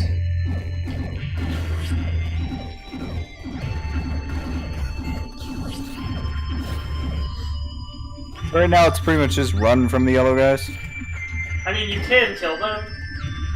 They just do enormous amounts of damage and are very dangerous, and maybe not... Engaging them in straight-up combat is maybe not the soundest plan. Got it. Unless you use the glitch, because then they stop firing. But then you've used a glitch bomb, and those are in finite supply, at least in terms of moment to moment. It is worth noting, however, that they do drop stupid amounts of health, so that can help at least stem some of the losses.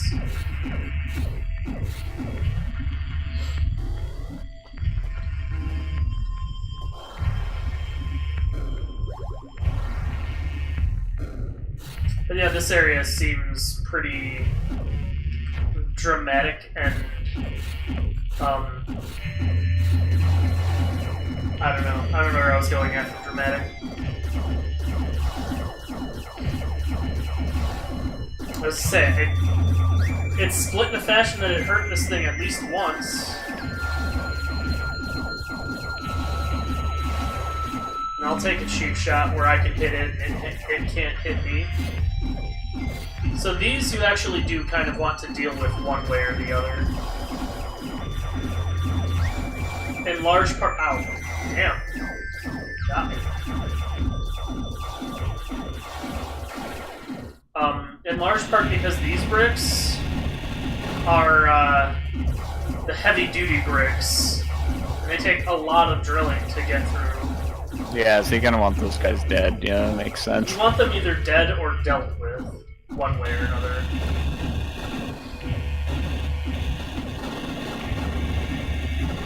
Because even with all of the power increases I have, and I do have a fair few of them at this point, it still takes a bit over a second to do each one. Also, the land of civilized kings. Ooh.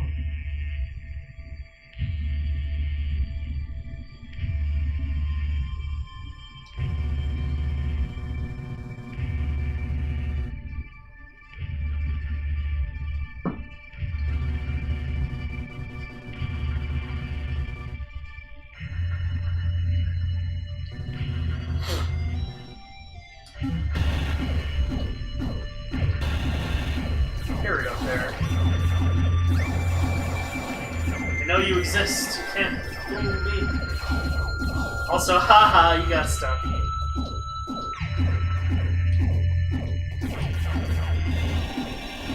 So as you might imagine, there's also some stuff to find. Interesting words to locate in all of this weird temple zone. A lot of digging. Yes. I also don't exactly remember where all of that stuff is. I just vaguely remember there being enough things to make it worth taking a look.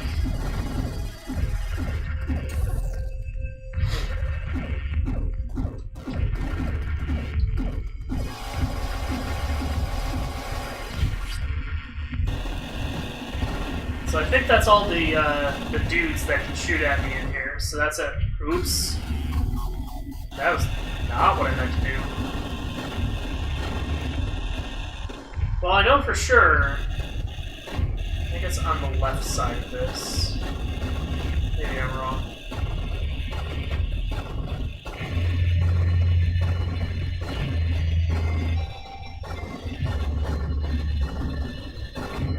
But I know for sure there's a very important thing I need to find in this room. It's in here somewhere. It is in here somewhere. Like hell if I can remember precisely where. I guess it's down the right side.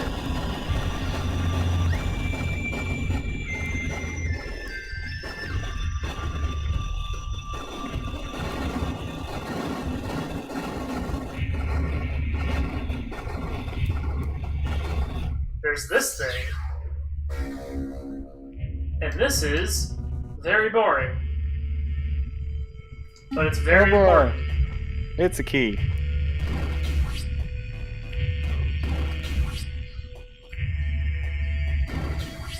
Also, as you might imagine, proper speedrun technique also involves using drone warping a bunch for just faster movement, because you can just pitch that thing halfway across the damn room and then just warp right to it. I'm not exaggerating when I say that the drone warp is the best thing in the game. It's insanely useful on a wide variety of levels, not least of which is, alright, yep, that was cool, you guys made an attempt, see ya. So yeah, now those, like, gold block things are gone, we can get that power node and continue on our merry way.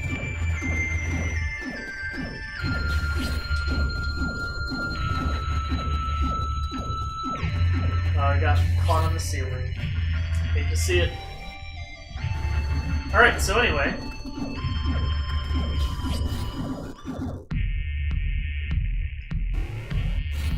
We apparently hit part B of the temple zone.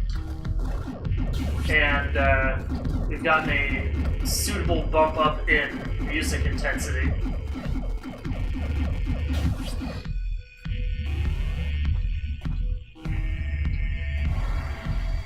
Save point. Also known as the tempo increases, and they added a kick drum every beat, but hey, it's still a suitable increase in music intensity.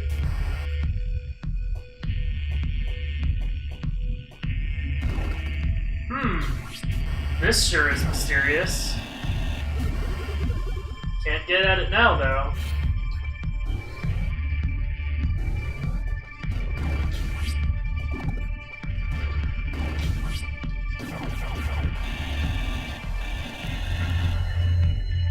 Nothing down this way.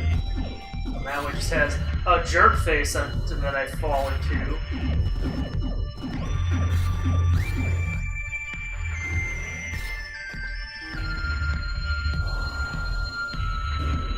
We've also got an upper door to check out. And that upper door leads to a different area. It leads back to Kur. And in fact, is currently a thing that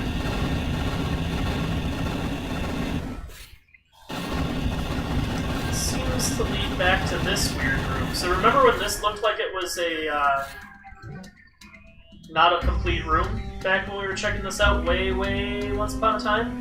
Yeah, that's why. Oh. It was hinting at this little passageway.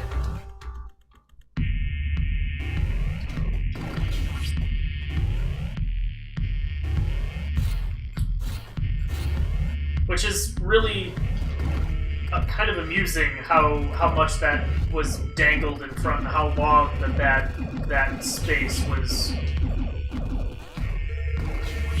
What? Hey! Jerk.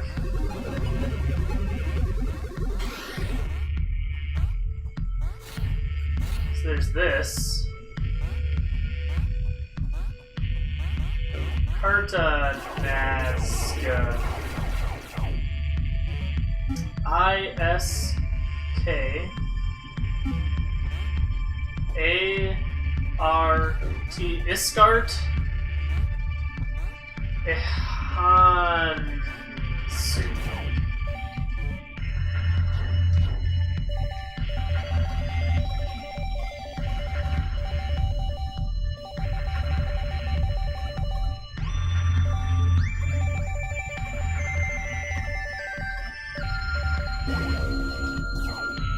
I don't know if that did anything. I don't know if I did that right. If I got the right thing. It made a noise. I don't know if that means much.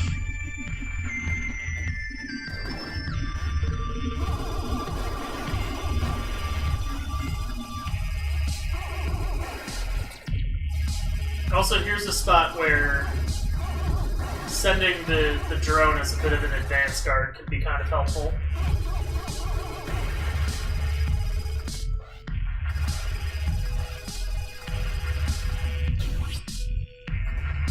I think I remember. That opens this up. And we get this thing. The Quantum Variegator. Also known as a real doofy, like, I can't even call it a spread gun, it's more of just a random trajectory gun. Goes wherever. Yeah, does whatever it damn well pleases gun.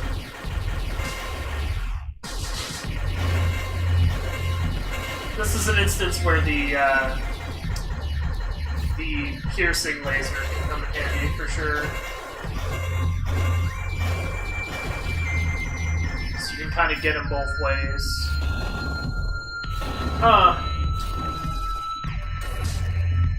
How is one supposed to do that? Maybe we need to come back later.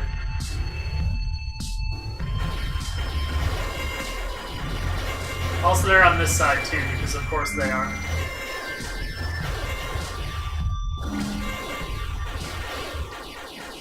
At least they're typically inclined to give you a good amount of health. Which is good, because I very much needed the health recovery.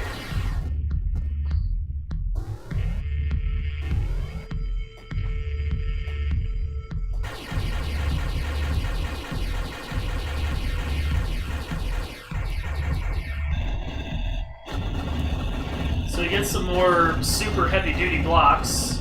We get a power-up that seems to be hidden behind heavy-duty blocks that we have no way of accessing.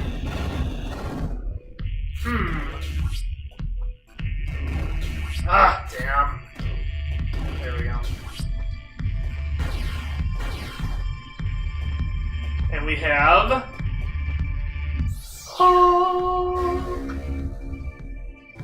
the red coat. Nice. It's like the trench coat, but even better. As it goes further, and you can plow through blocks along the way. Also, looks really cool. Yeah, it's got a neat effect to it.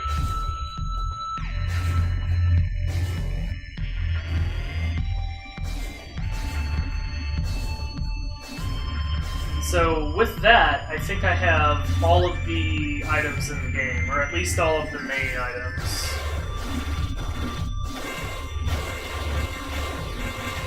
And yes, you can do badass, like, enemy, attack enemies with dashing things now.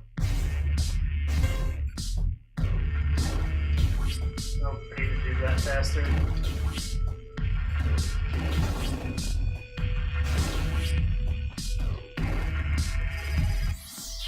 We sneaked in here and we find another health node fragment. Nice.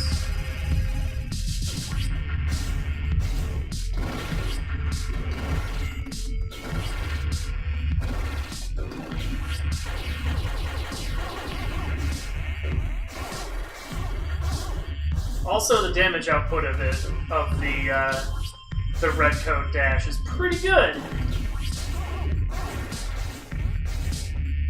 It's legitimately a viable offensive weapon in its own right.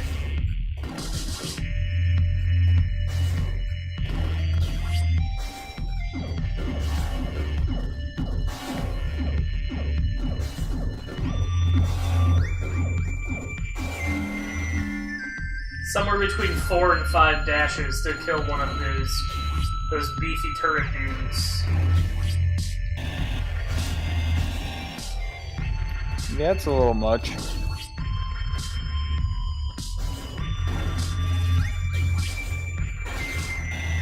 This is not actually a thing.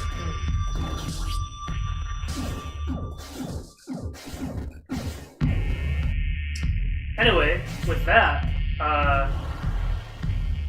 I've covered most of the important stuff, but there's still some item cleanup that can happen. I mean, not least of which is, remember a few rooms back when I was like, hey, this gap is too wide. What do I do with this? Well, we found our answer, haven't we? Most likely.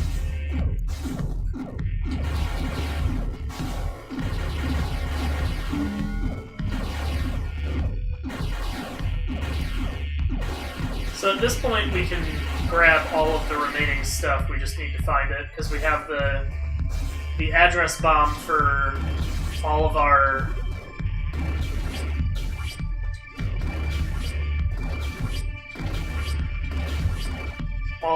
super glitch purposes. We have the red coat dash for all of our dashing purposes and clipping through walls purposes. And we have the drone teleport for all of the myriad useful things that gets us.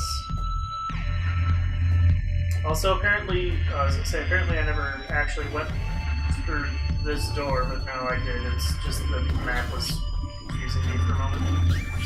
Yeah, look at that! Red coat dash doing work.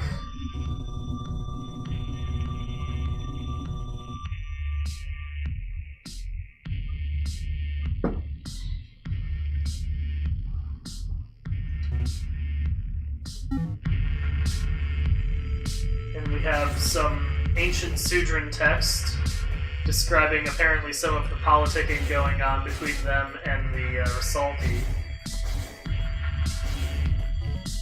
I'm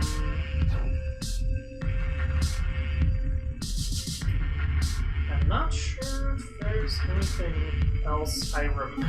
Obviously, I haven't gotten everything because the dots didn't show up, but I can't remember where the remaining things are. So, time to go on the hunt.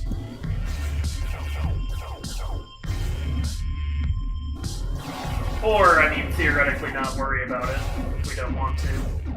Yeah, or that. Everything item collection-wise from this point on is optional.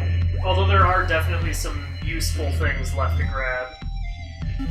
In the case I'm so inclined.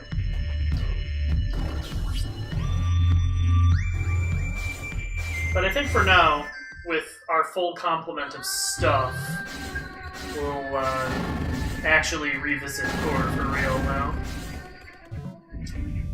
Drilling Thrill, that's much more convenient with what we've got now, though.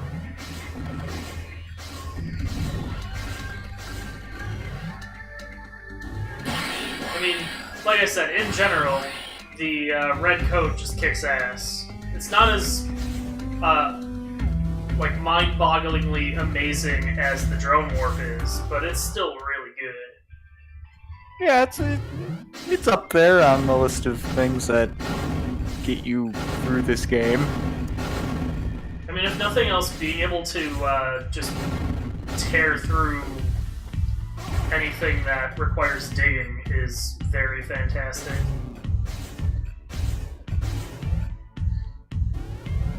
I know for a fact that there's at least some stuff down below there in that like main shaft part of Core we can check out.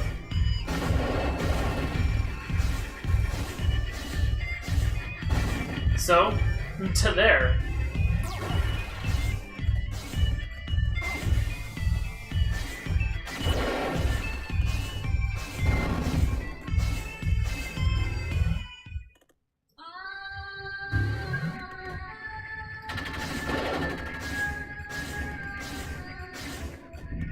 Because I believe, okay, I think it's this room that I want. Because now that I have some various power-ups,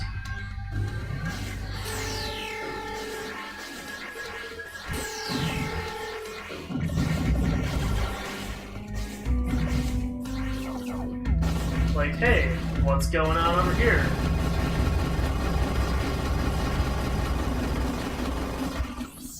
It's a health up.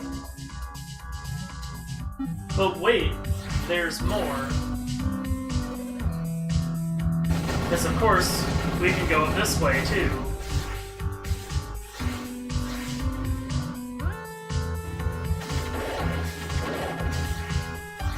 New areas. Yep. So this room is kind of a pain in the ass. One thing to keep in mind is when you glitch the weird spiky dudes, they turn into platforms. And also, the other thing to keep in mind, of course, is the drone warp is an almighty goddamn thing.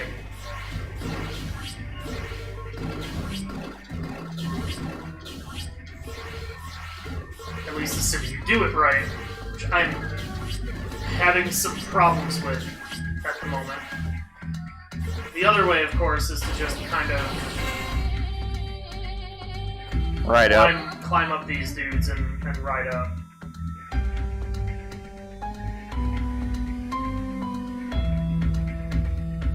Slower and more boring, but perhaps more reliable. Anyway, this can't be all that's up here. Aha! Oh, I guess I could have just drove there, huh? Well, whatever.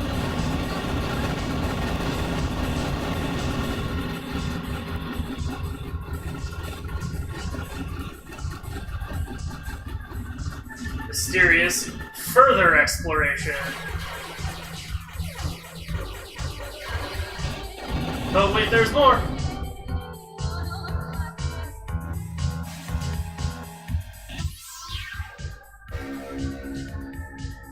We pick up the tethered charge.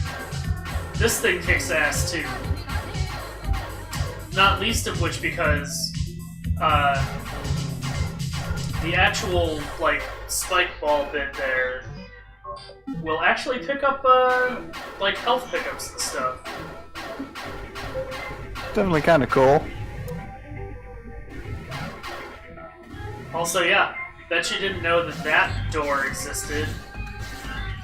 But you can't get through that giant field of gates from this side. That one's pretty tricky. You'd never think to check that, like, nondescript corner of the, like, high jump room. Probably not.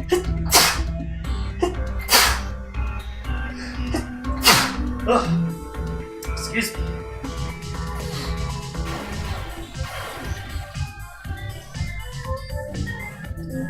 So, apparently that's not everything, but I can't remember where the everything is. But I wanted to make sure I picked up this weapon because, it's kind of good.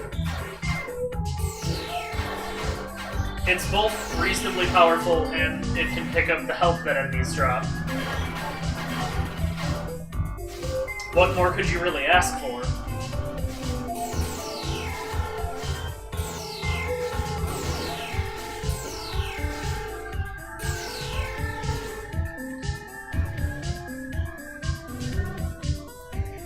Alright, so that will save our newly found goodies. And carry sort of onward through a bunch of the other zones quick and see what else we can find in a quick little sweep. But in theory, I already now have everything I need to complete the game.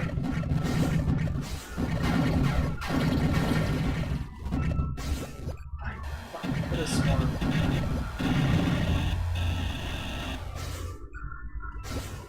Guess not, but I could have fucking sworn that you could shoot through that.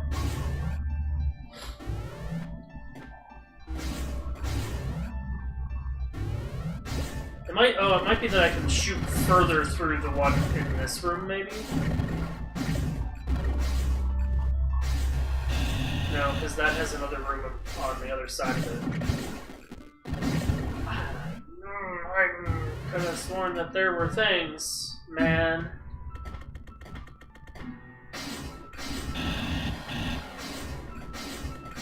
I guess not.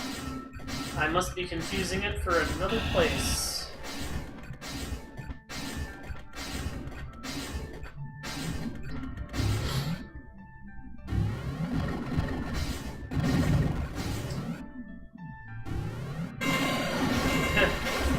Not scared of any of you. Oh, also, the red coat, as you might imagine, gives you a further defensive boost. Helpful.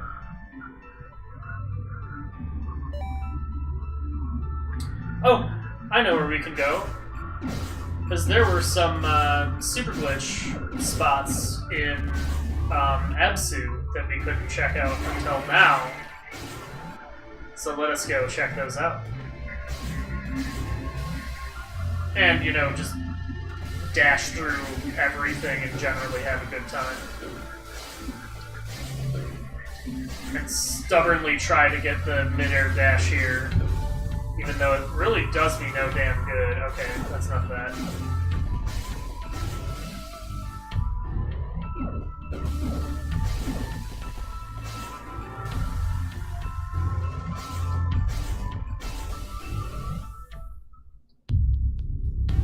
Back in Absu,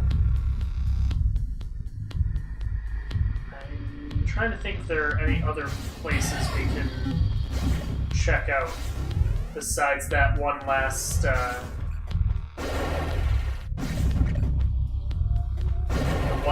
thingabop.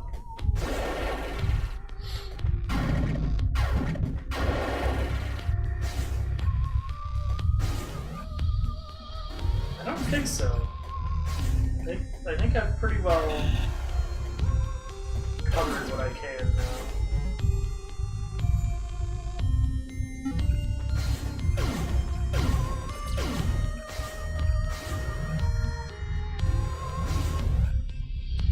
That's right, so we have glitch zone. We're gonna check that glitch zone, so I don't care. I've only found the one, although to be fair, I hadn't really been paying too close attention for them. But I think each area has one or two of them. So definitely more things that I could have found, but I'm not going to lose too much sleep over it at this point.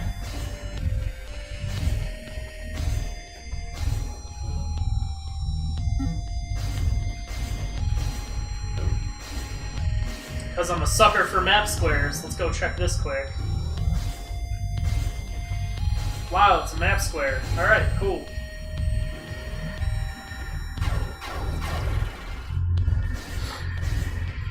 Nothing much interesting there. I was literally just checking the save room for the map square, so... Ow.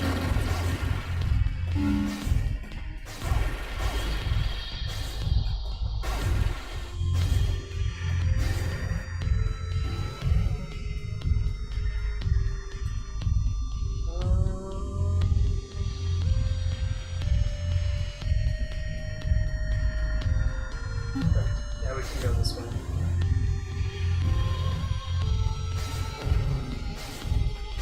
I accidentally deactivated the thing with, like, the residual trail of my red coat warp. Also, hey, it's this boss room again. What's up? Bye. And because I can, hey, let's check out a map square. Cool.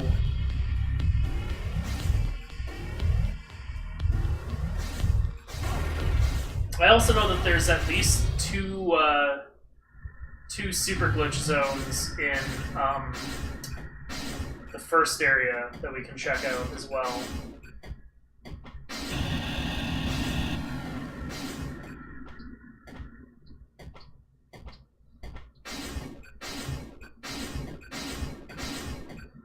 I also remember another like chunk of space in the first area that hasn't yet been explored that we now obviously have all the tools we need, seeing as there are no new tools to find, so I would sure as hell hope so. Oh yeah, that's right! I also checked that bottom part of the like initial shaft in Epsu as well. Good call, Firetron. Appreciate you paying attention, man. Because I apparently am not.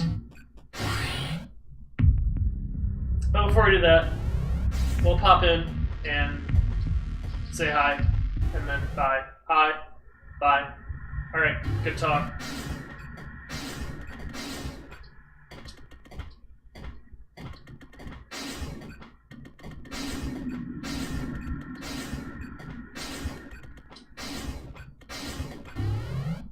So yeah, here we continue to see the red coat continuing to kick serious ass.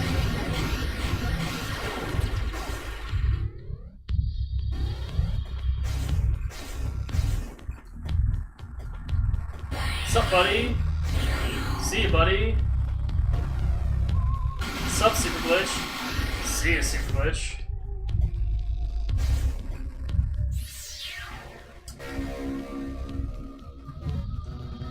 And the extra power fragments. Now we're at 8 power. That's pretty good. Oh, thanks for the glitch bomb back, buddy.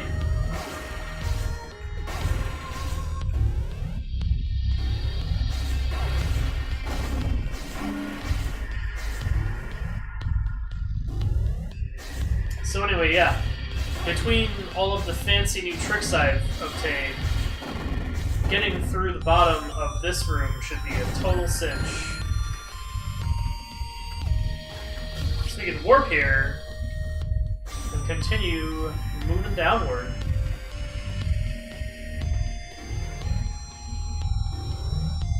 And what do we find but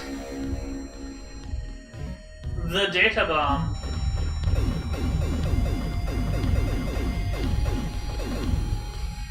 Which I would hope is a fairly self-explanatory weapon. It explodes on impact. Alright. So with that, let us make our way back to Eridu and check out what's what there.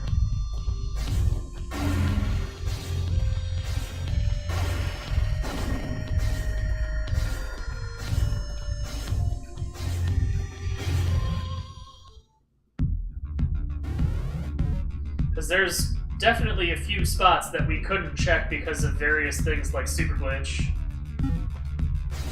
that we can check now.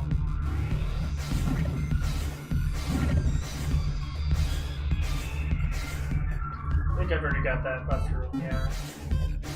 I'll double check it just in case there's something appears as though I missed it, but I don't think there's anything in this upper corner.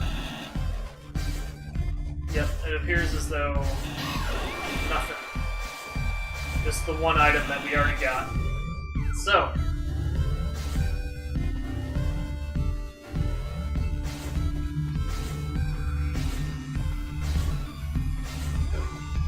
You can be a pug now, hat tip to Andy, presumably. So I can only imagine that that was done in his honor.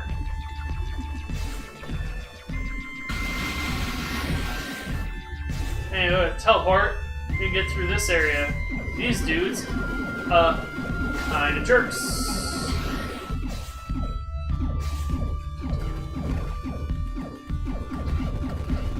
If you glitch them, it just slows down their rather horrific rate of fire.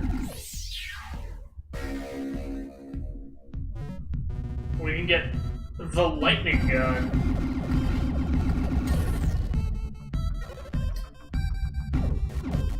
Unfortunately, the lightning gun isn't nearly as exciting as it sounds. Like, it has a little bit of a, like, lock-on effect, which is kind of okay, but its damage is somewhat underwhelming. And the homing effect can sometimes wonk the fuck out. You can do better. Yeah, doesn't seem that great.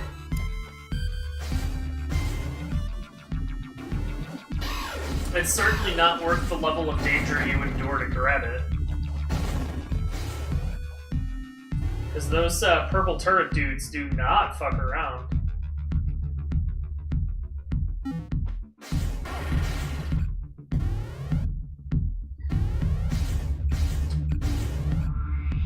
I'm just doing this for the map square, I'll be honest. I'm a sucker for map squares, also I should probably heal anyway. Get that nice full sweep of that health bar. Aw, yeah.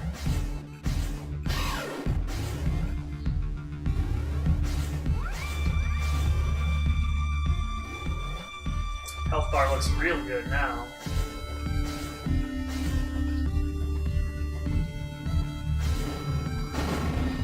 Also, this was here the whole time, and we totally could have gotten it once we could drill.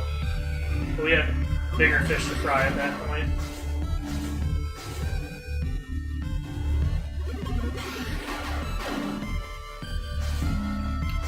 It's okay, because we would have needed the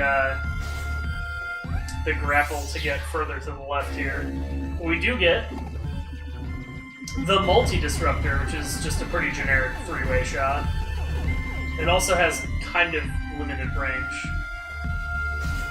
But yeah, as you can see, grapple at the least is required to get to these upper rooms. On the plus, of course, like any three-way gun, if you hit a dude at point-blank range, it'll still do some pretty decent damage.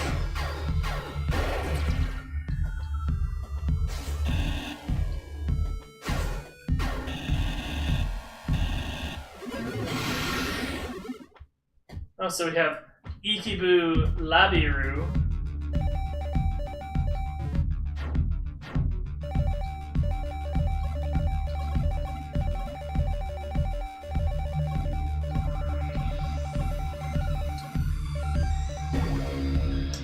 And it gives us a door.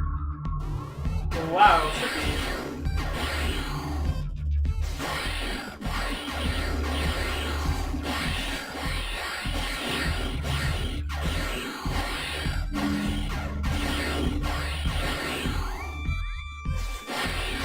And some rather trigger-happy ghouls, but there's a little quick show off of the tethered charge's ability to scoop up some power up or some healing for me.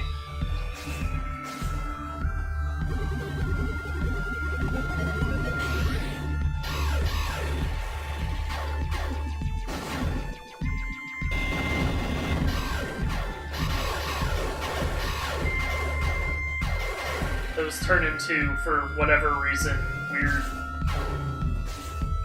like, neon diggable spot stuff. That's about the best I got for naming that. Anyway, it's a nice little loop that we found. And fully accessing it was only possible after finding a bunch of the other stuff that we found. So, I may or may not have saved that particular location for now intentionally. Just sort of I happen to know that that's, like, triple locked under various power-ups. And then we have some super glitch up here that we can now just casually shoot on past. And what do we find but more max health and a full bar of it just right off the bat, too. So that puts us at 13 bars of health.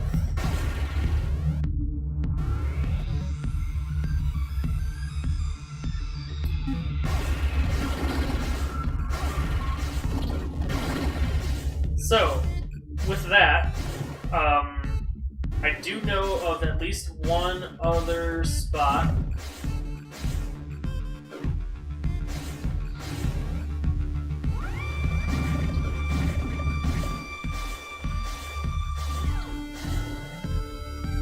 Also, I can get another map tile, so I might as well.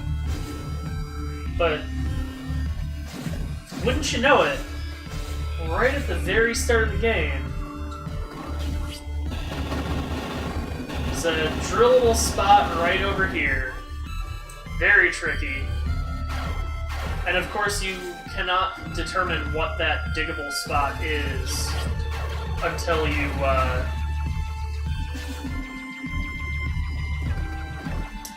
dig it. Also, this spot very obviously requires the drone warp. So, it's not really worth coming back this way until very much the end of the game.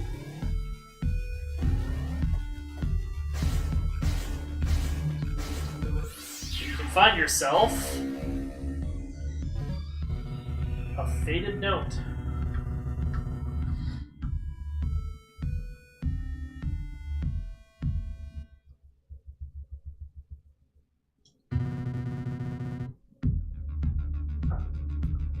A note from Trace.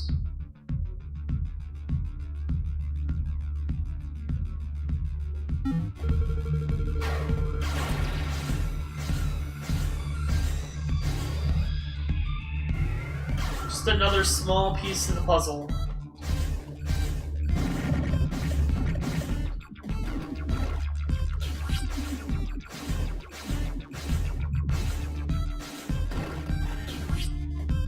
Might be able to do that warp with like a phenomenally well lined up dash, but I'm not going to try that all day. So you need the glitch beam 2 for those.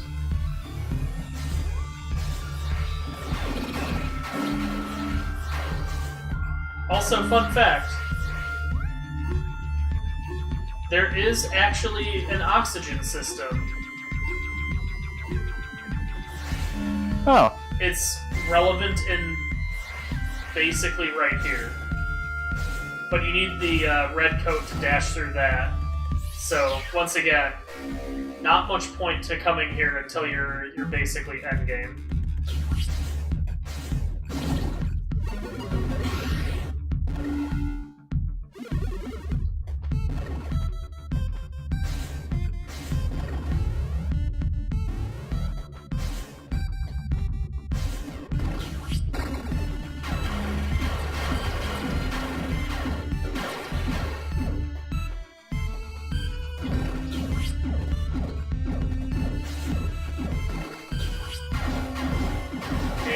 These guys make their revenge from the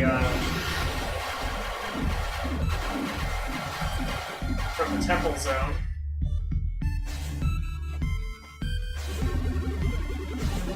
Also, the first one or two of these things that you glitch, they'll blow up into a health piece.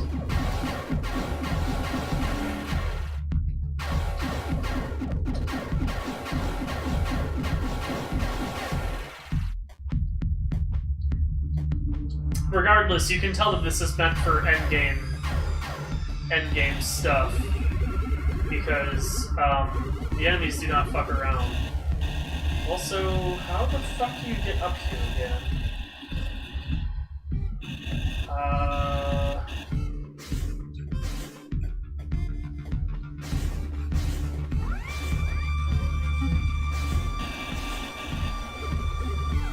I legitimately don't remember how to get that.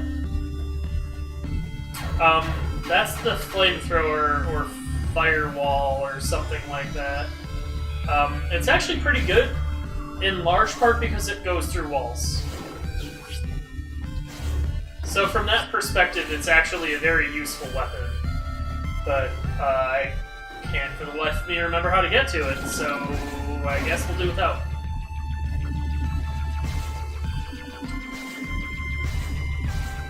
I know that there's one... Oh, that might be the one that you have to find a password somewhere in the background, and then you have to translate it. Like, there's no in-game translation for it, you just have to find the symbols in the background, and then you put that code in, and, fuck that. So, I think... Alright, well, Absu apparently has both dots, so Absu, I guess, is done. Z has a dot. Core does not have either dot. Indy has a dot. Ukana does not. Eden does not. Ikarma does not. But at least some areas have been completed. I'm honestly feeling okay enough to just move towards the end game here. With my goal being that we see the ending and the credits roll before this stream is out. And I think that's very, very doable. So we're not far now. The end game is nearly upon us. Do I want to go this way? Yeah, going this way is exactly what I want. Okay.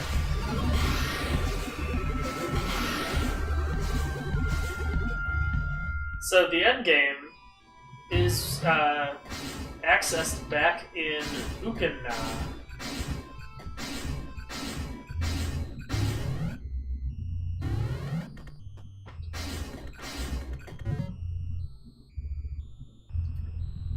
Alright, we're gonna see if I can do this the ridiculous way. That's not what I meant to do.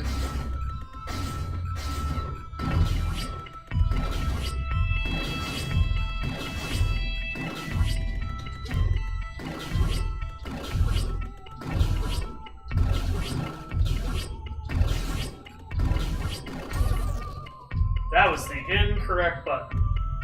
Well, shit. Whoops. Whatever, I'll go through the intended way.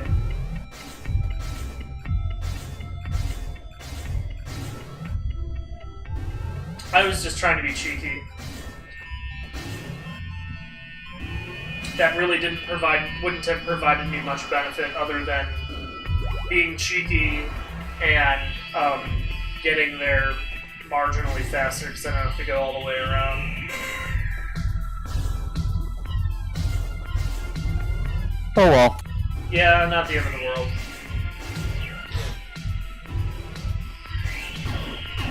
So, hey, that looks strange. There's a dude down there, huh? You need to have the, well, there's a couple options here. Either you can have the red coat to just dash right through, or you can have,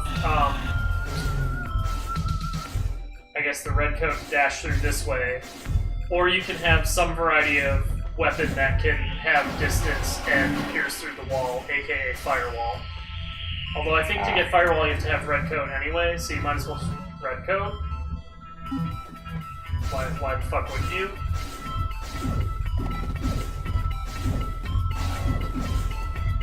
I don't know.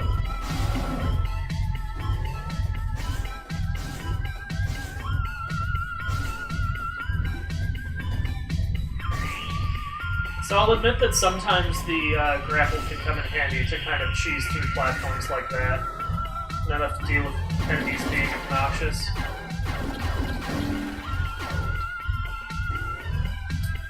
There's also, I believe... So if we glitch these dudes... One of them, I believe... Take care, Firetron. Thanks for watching, man. See ya. Something around here lets me shoot down this way, I'm pretty sure. I just need to remember what it is.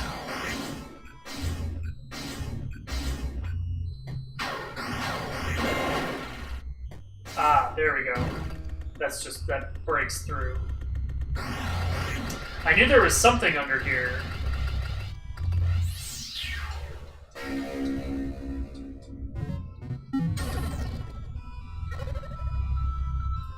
I don't think we're gonna actually finish off that power fragment, but we're gonna get damn close.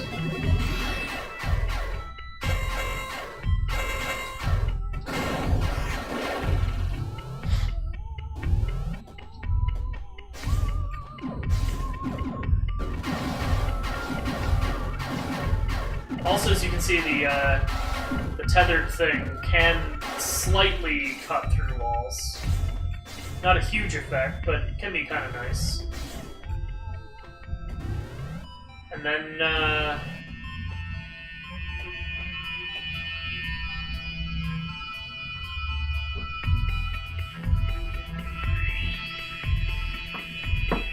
come on, man, no reactions at all? Oh. Sorry, I flipped away for a second. Ah. Well then.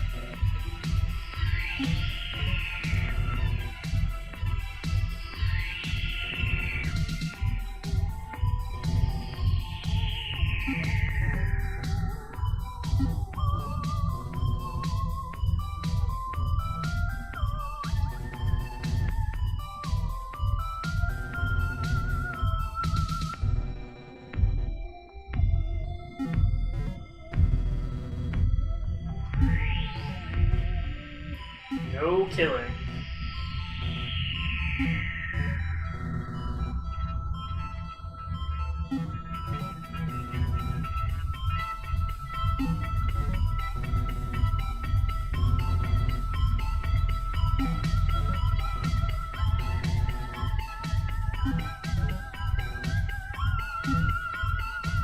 So yeah,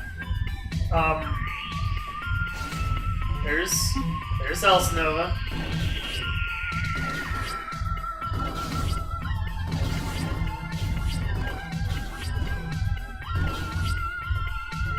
That's sort of the cheesy method of getting up here, but between like drone teleport and red cape, you can get up there pretty easily regardless. Wait. Is this something? I don't remember. Nope. Okay. It looked weird, but... So I am going to take a quick save. Just because...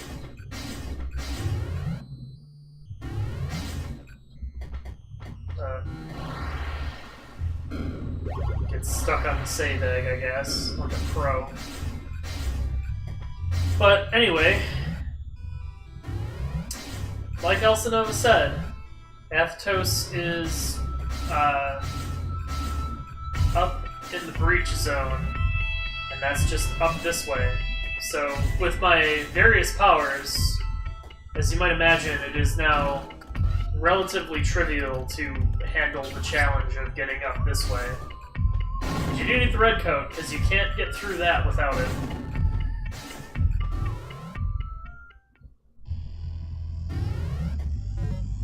But with all of that collected, we find ourselves in Mar Uru. And, we get some sweet endgame background music. Also, we get, a fun thing we can do with some enemies now.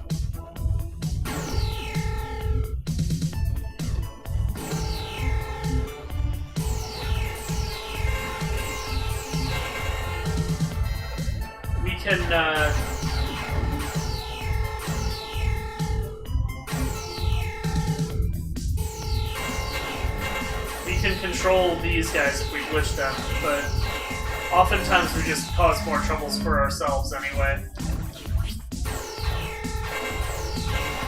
But the nice thing is they stop moving if you glitch them, so it's still probably worth it. Probably. Useful enough.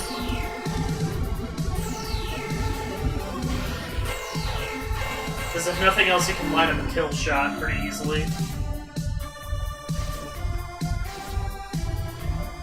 So, I think you can tell just based on the music and atmosphere alone that this is very officially the end game. Yeah, it's down to the wire here.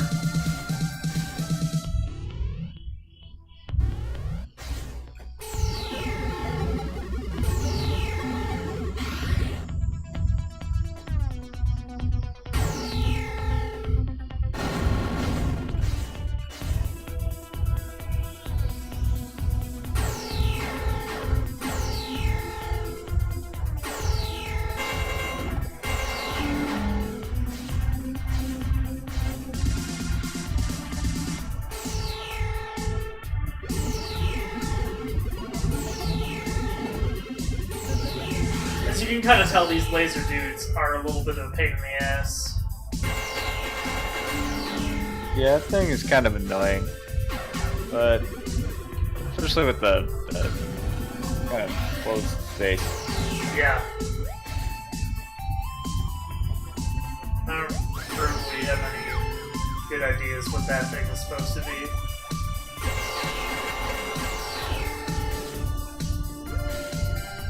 Anyway. A red gate. What could that possibly mean?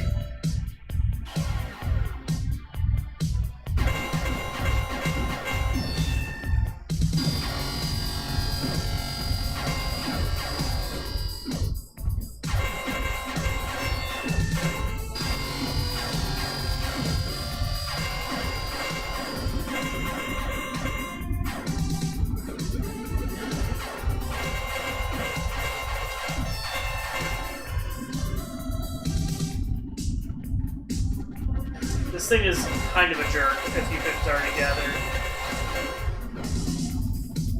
Paradoxically, you are, at least other than the laser firing, you're a bit safer if you're standing directly under him. And then obviously get the fuck out of the way when the laser fires. But...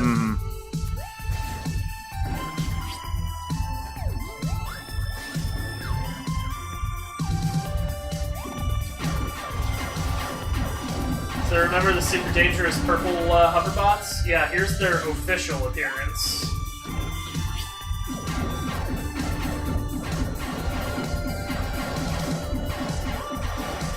Also, even the super end game is not immune to having a few power-ups here and there. Put another couple in there, why not? Brings us to 14 bars of health, which is good, because these enemies are doing over a bar pop.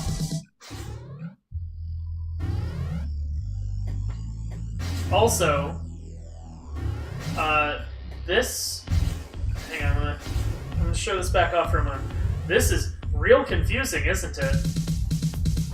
How on earth are you supposed to get at this?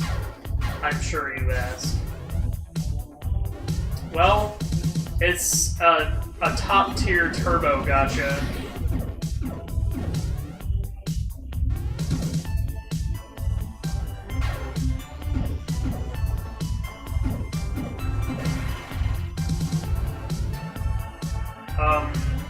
That behaved weird.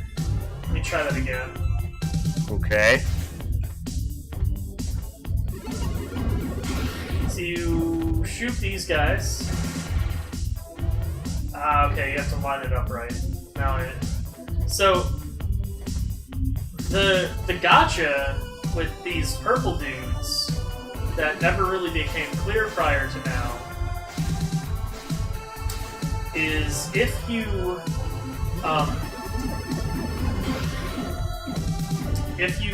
glitch them, they carry on to the next screen, which is more than a little tricky. So what you want to do is you want to get this dude to line up right, with the intention that basically he's in that right little part of the screen there, and shoot that one block for you. It's immensely fucking tricky. Yeah. Like I said, that one's a huge gotcha. That one took me a very long time to figure out how to deal with.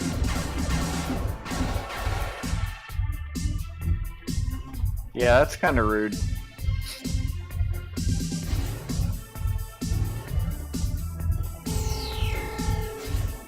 Also, don't forget just the general dangerousness of the area, and the dangerousness of those enemies in particular.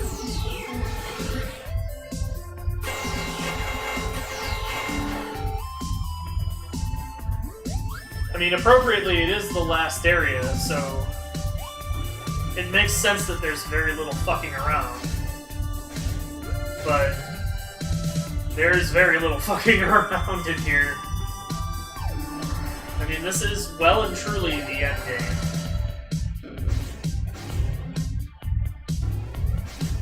Now imagine, if you would, a world in which you were coming through here with the minimum amount of health, that being 2 blocks of health.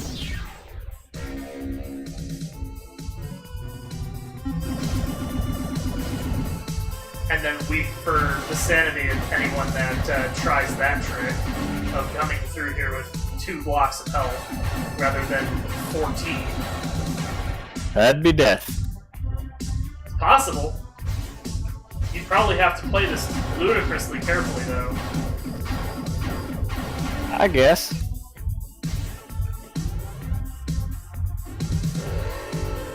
Oh.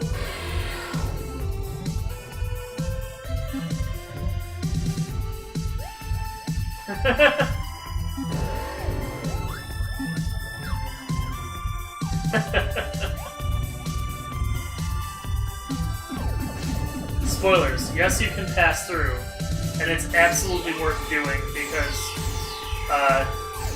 that's the Zeter variant, and he's a turbo jerk. Also, if you warp this way, you can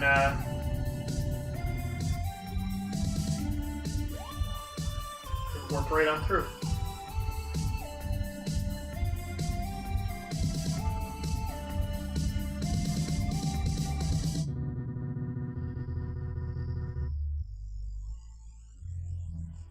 I wonder who penned this.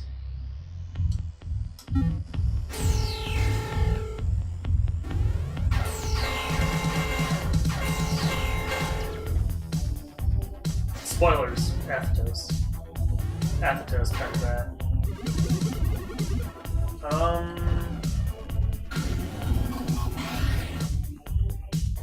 Ah, right. This is another kind of creative and clever little area to shoot through here and pick up something. I don't remember what. Ah! A new weapon hanging out here in the final area, the reverse slicer.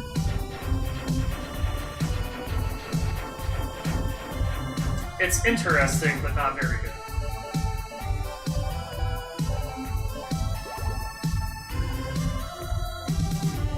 Points for varying up the weapon types, though.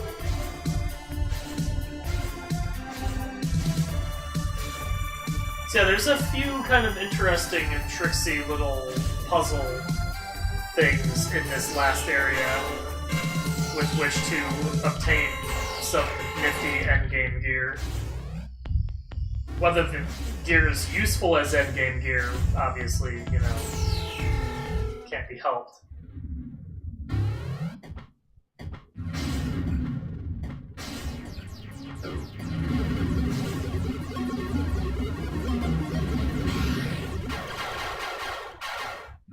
So those guys, you can just glitch them and they slow the fuck down. But in most cases, you're probably best off just trying to get through this area as quickly as you can without really fucking around with any of this too much. Or accidentally doing that. I mean, that's cool too. Oops. There's also a thing hidden away there.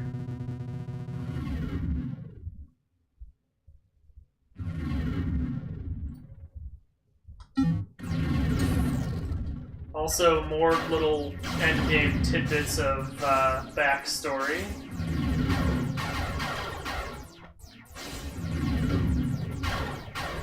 Yeah, also the Pink Floyd laser show enemies are kind of obnoxious and rude.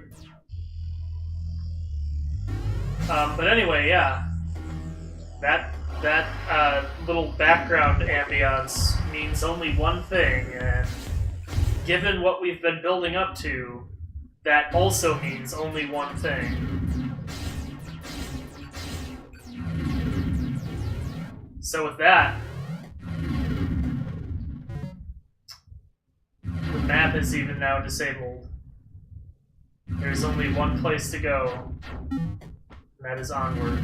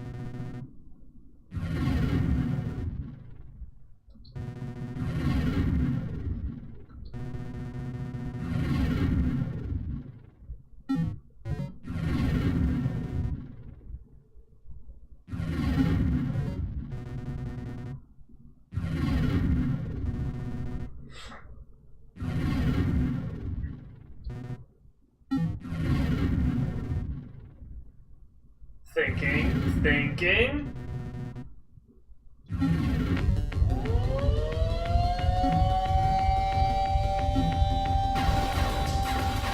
So this fight boils down to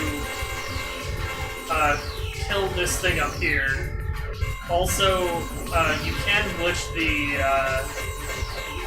little helper bits, which slows them down significantly, but in practice, you're usually better off just killing them, because for one, he'll keep on summoning, and for two, when you kill them, they typically drop you some delicious health. Also, every time you blow that thing up, Elsinova comes by and takes some pot shots at the breach attractor.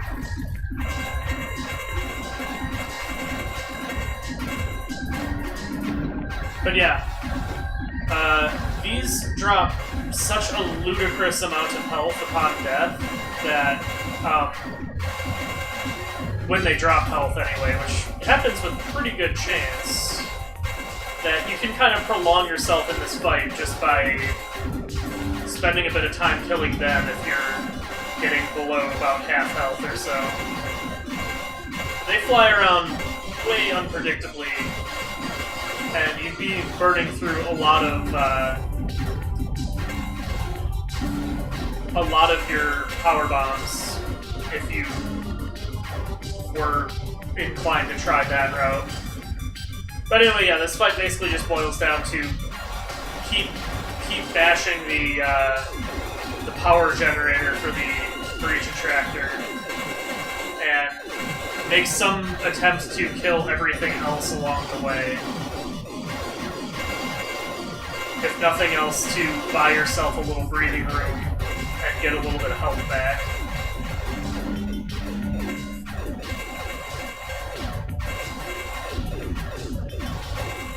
And I like using this weapon here, even though I invite a lot of pot shots into my face with it.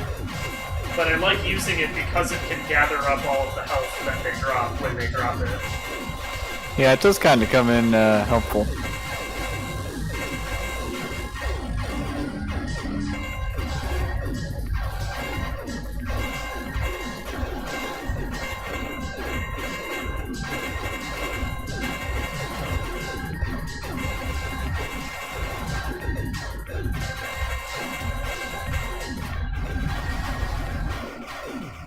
So a few iterations of that, and the breach attractor goes down, and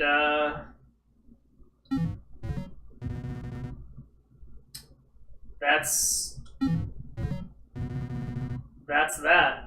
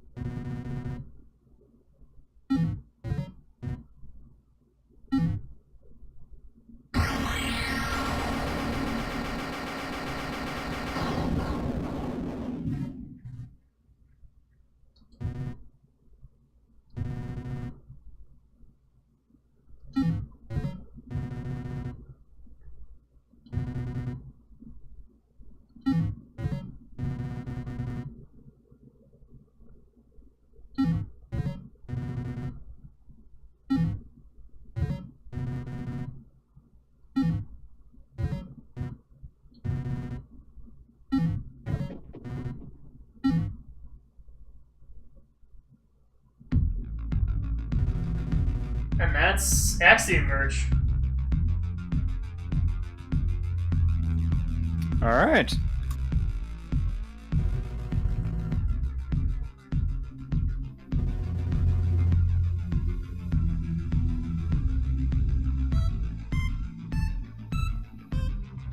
So we'll kick back and watch the ending, and I'll probably call it a stream once the ending is complete, so kick back and enjoy.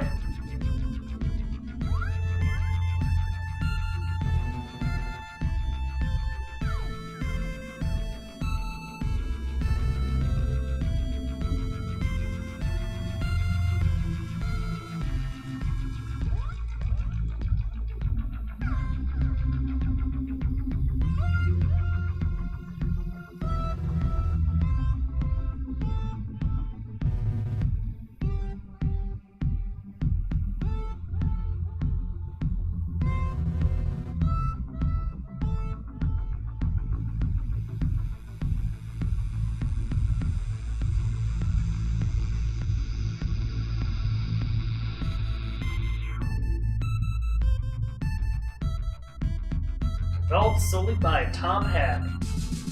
And what a job he did. Yep.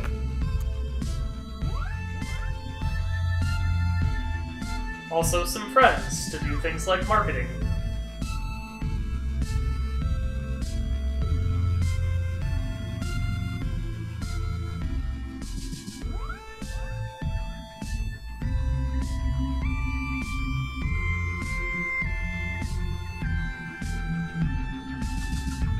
So yeah, it's a really cool game, and I'm glad to have gotten a chance to show it off. Like I said, it has a really cool aesthetic to it. The controls are really tight. You get some pretty interesting takes on like Metroidvania power-ups, and they all do a very they're all very well in theme with this sort of glitching the world out sort of concept, I guess. Yeah, I'd call it a good mix of that. Also, I like how in the special thanks you just have Apocalypse. Obviously, it's somebody's handle, but still, I just think that's delightful.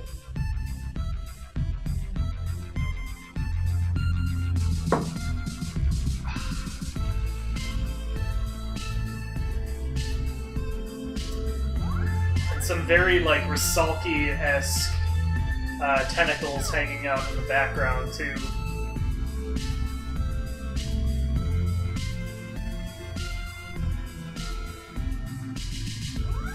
Very long list of special thanks.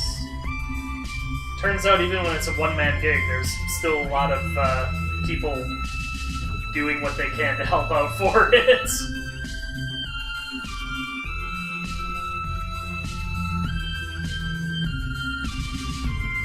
Also,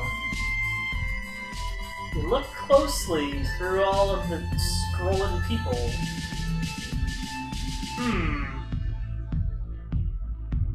It looks an awful lot like Trace, doesn't it?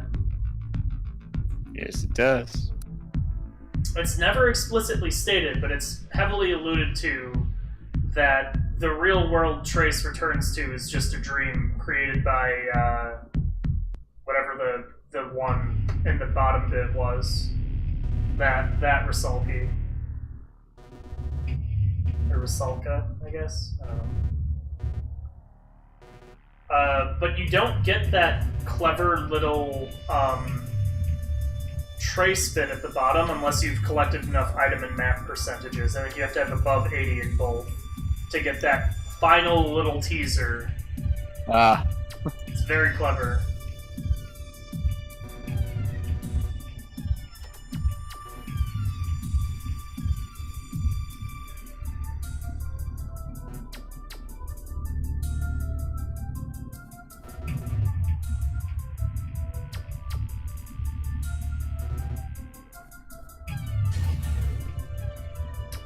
Actually, I think Trace in the end, like the credits sequence, is 80% of one, and then that little last scene with Aphatos, I think, is 80% of the other.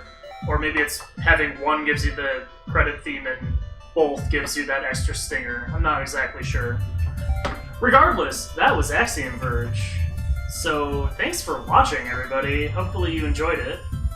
And Certainly fun. yeah, it's a good game. I recommend you try it out. It's really cool. But I think I'm gonna call it a night with that. So Alrighty. thanks for hanging out, Logan. Yeah, no worries.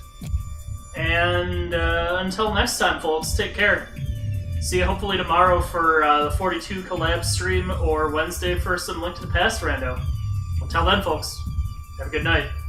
Later.